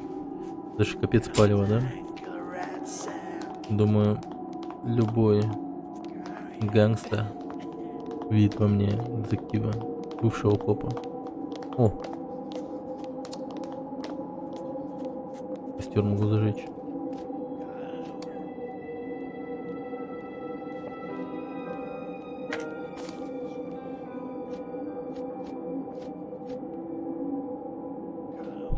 Повышает параметры реакции у членов отряда.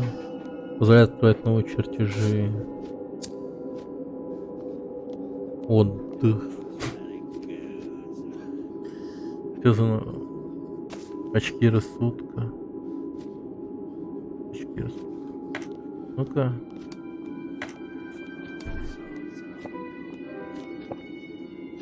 Общее исследование.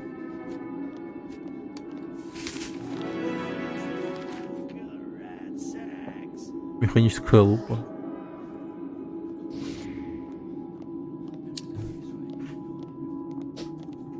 Круто.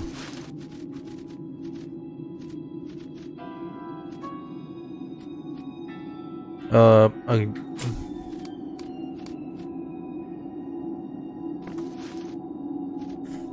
вот создать предмет.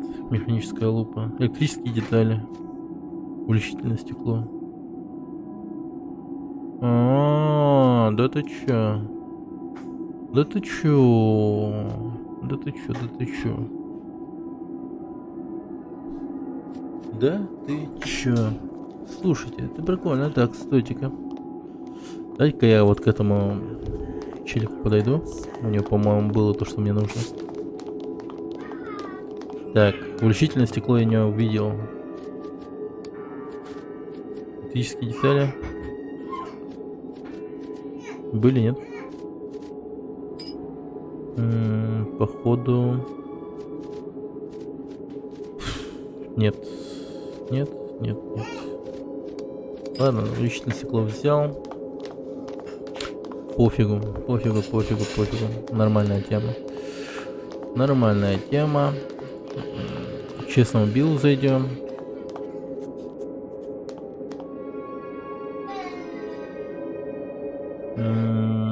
Тут, надеюсь, есть электрические детали. Ну, по-любому должно быть.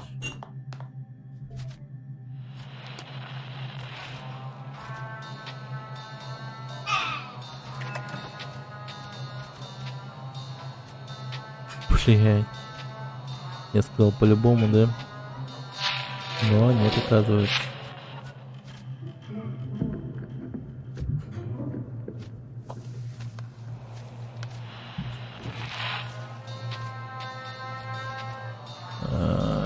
Дерьмо.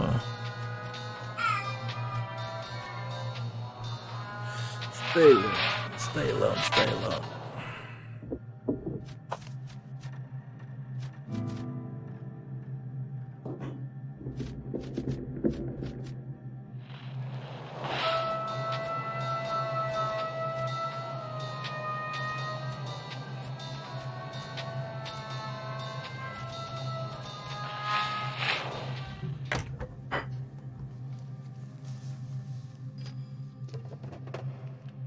Здесь представлены старые, уже снят с производства модели оружия. Судя по виду, большинство из них, прежде чем пустить дело, придется подвергнуть соответствующему ремонту.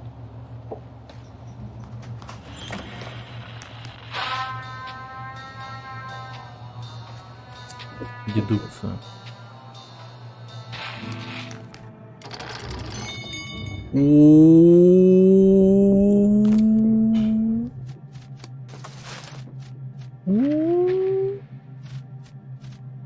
Нихуя. Аспера, калибр 22 поставляет скорость стрельбы эффективно на коротких дистанциях. Боезапас 6. Тут, да ты чё? Да ты чё?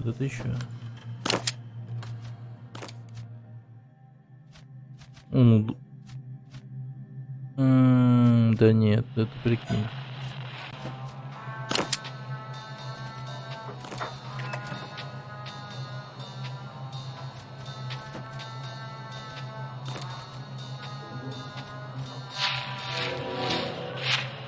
Интересно, а почем стоит?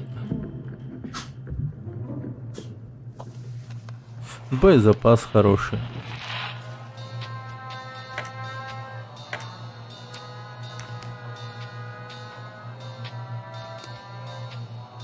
То, что вы поначалу приняли за статую, на самом деле оказалось тупом Билла, навеки замерзшим в той самой позе, в которой он принял мучительную смерть.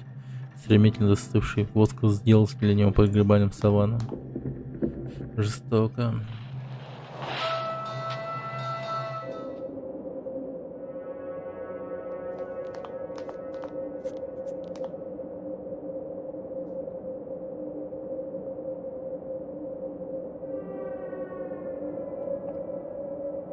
Короче, я подумал сделать вот так вот.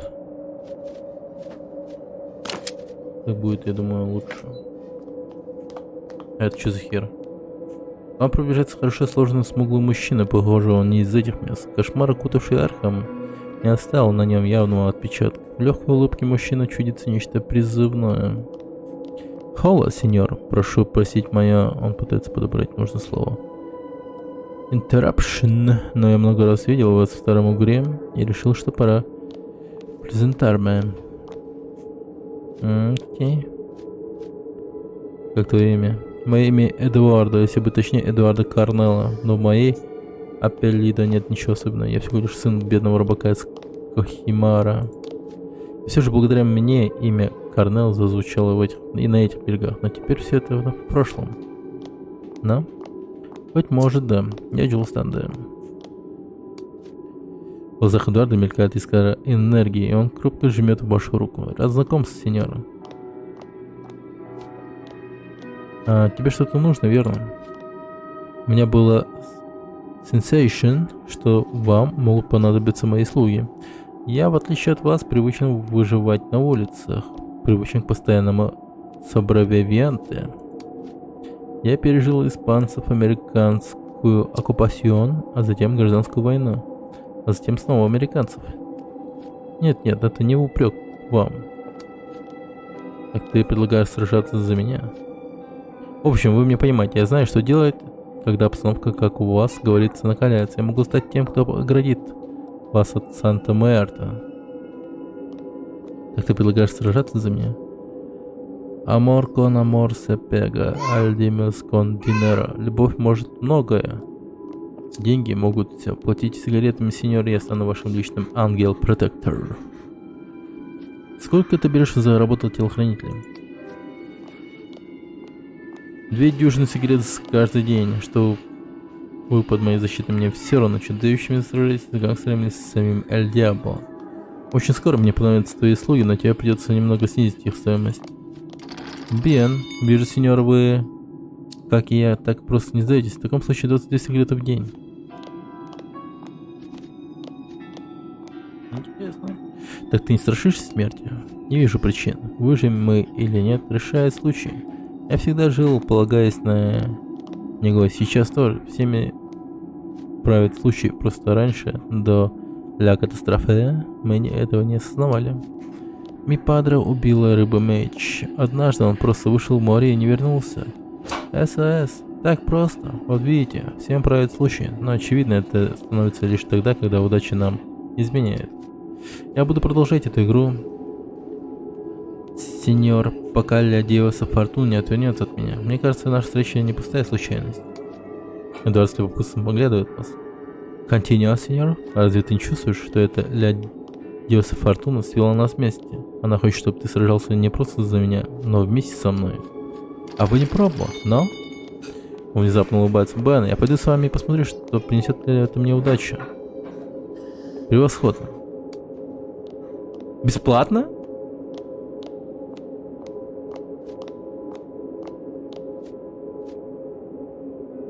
Каким оружием ты владеешь?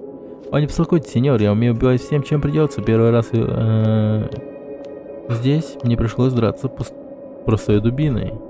Я даже оставил ее себе на память, видите? Он показывает свою самодельную дубину. Я назвал ее Эль Пало, он приносит мне удачу. Почему я в этом так уверен? Потому что у человека, который я ее убил, был это. Он показывает вам Сталион М1910. Сверхсовременный автоматический пистолет. Видите? Эль Диос Фортун благоволит мне. Идем. Так, стоп.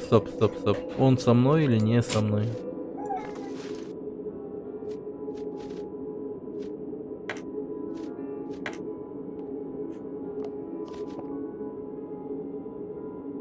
Как ты оказался в Архаме? Это долгая история. Угостите меня выпивкой, и я вам ее поведу, сеньор. Эдуардо Карнелло отправляется покорять Америку. Сын бедного рыбака, обретая славу и богатство. Он горько улыбается. Мечты. Полагаю, теперь этой мечте пришел конец. Молча твои глаза. Идем. О, он реально идет со мной. Так.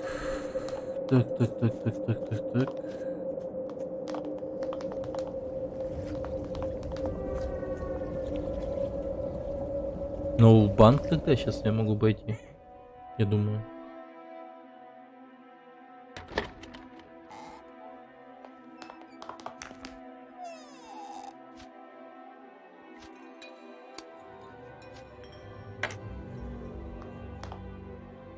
Вы видите интеллигентно выглядящего пожилого мужчину, в его улыбке сквозит опасность. Должно быть, это владелец аптеки Рихтер. Но его лицо как необычно, я-то уж думал, что исчерпал все возможности, в смысле возможности расширить бизнес с новыми людьми у нас в последнее время, сам понимаешь, беда. Ну так что, чем тебя может побаловать Рихтер? Он от меня редко кто уходит недовольным. Так, а вас ходят кое-какие слухи. Неужели это его голос делается ледяным? Предупреждаю, заткни свою сраную пасть, или эти парни сами заткнут ее тебе. Судя по вашей реакции, они недалеки от истины. Ага. Для простой аптеки охрана у вас тут весьма внушительная. А у тебя для простого покупателя слишком болтливый рот. Скажем так, гангстеры считают меня ценным специалистом.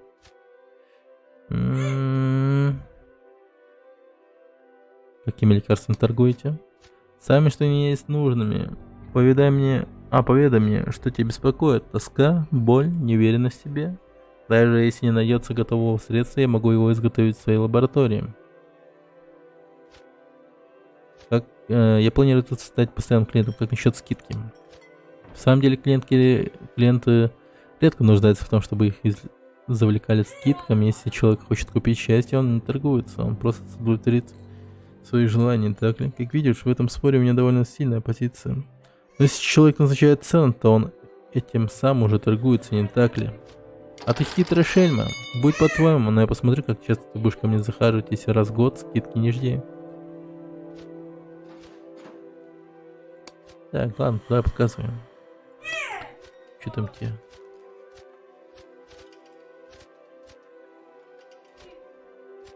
Ага. Блин, у него прикольные такие, знаешь, эти чертежи, которые мне, сука, нужно. Надо бы их каким-то образом взять. Блин, а он 16. Это что, это скидка? Или это чё?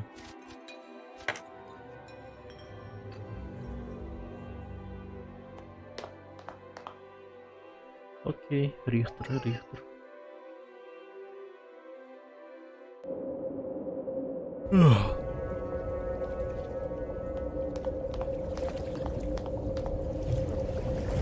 Оп. Всего доброго. Нахер. Так. Я в эту часть еще не заходил, кстати.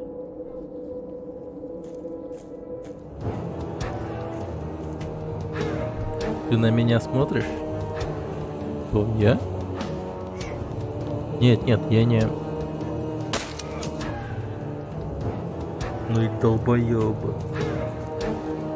Не, серьезно, так много народу в этом городе живет или что? Типа овер дохуя людей? Или как?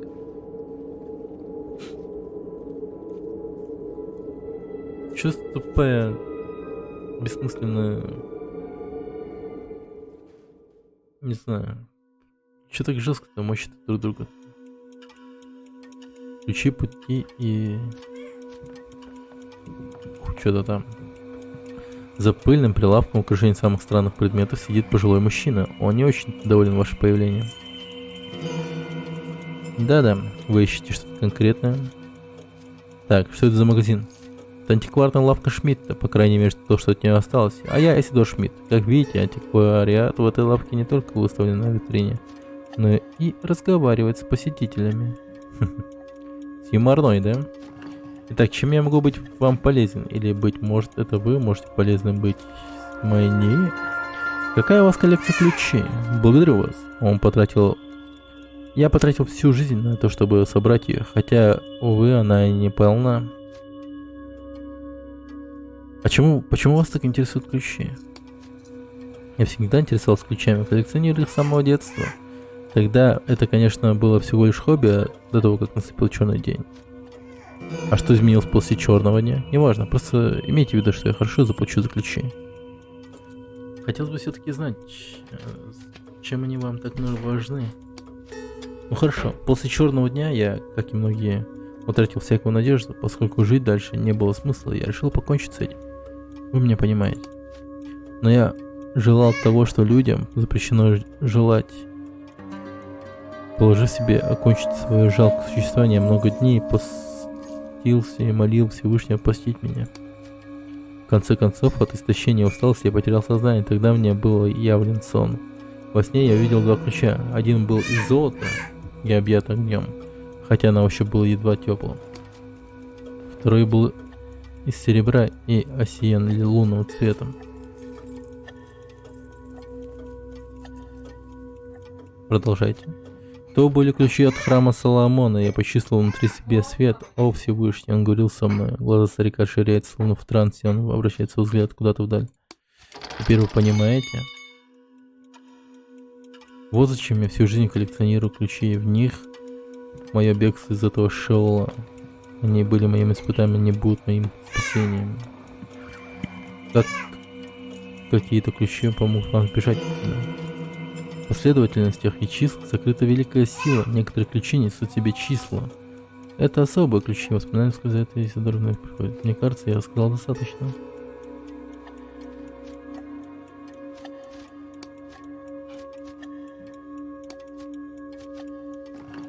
Разумеется, для этого я тут стою. Но для начала скажи, приглянулось ли вам тут уже что-либо, или вы планируете за это расплачиваться?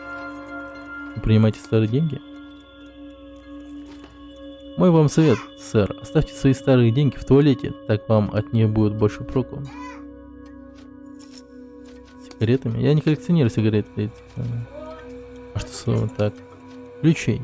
Я их, как видите, коллекционирую. Ключи всех размеров и форм. Если вам посчастливится найти в этом проклятом городе какие-нибудь ключи, несите их мне.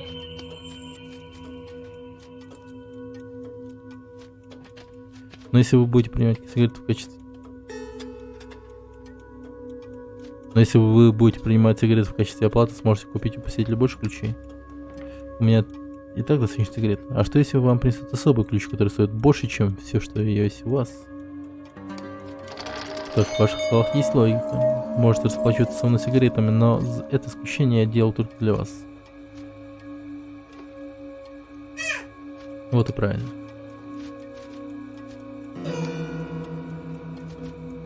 Оу! Ага. Мститель, бля. Нихуя.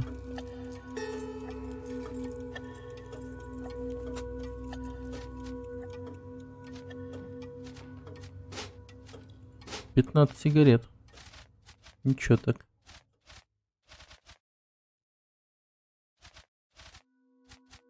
У меня много...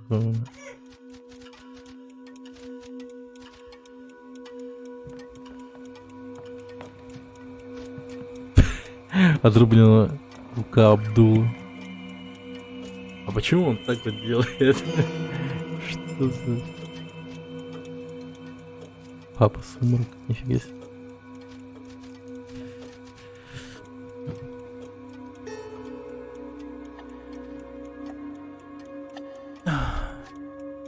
Свинцовые пули.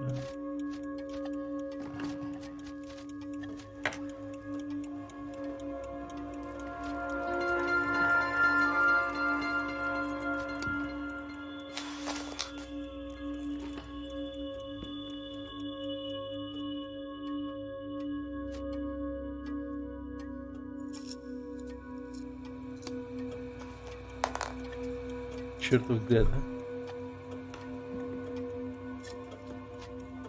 А что если я со скрытностью? Не дождусь, пока он начнет что-нибудь делать.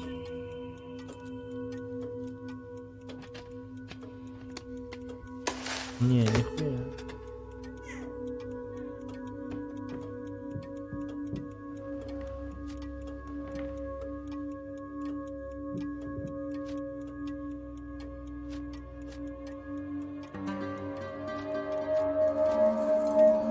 Блин, тут столько всего.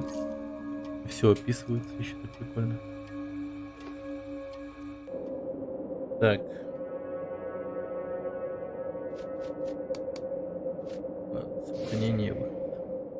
Продолжим потом. Игра прикольная. Мне очень даже нравится. Надо будет продолжить. Игра-то интересная. Да. Так. Не знаю, когда продолжим. Ну, сегодня продолжим. Где-то через, не знаю, часов 6, наверное. Когда люди начнут просыпаться. А у меня уже утро.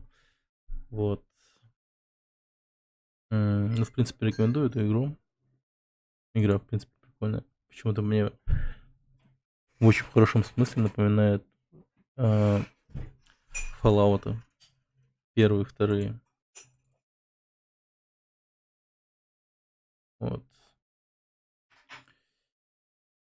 Считаю эту игру балдежной. И стоит ее продолжить. Пока на этом все. Всем спасибо, кто был. Не забывайте подписываться. Продолжим потом. Думаю, вернемся в банк и зачистим его. С напарником-то, я думаю, все получится. Да.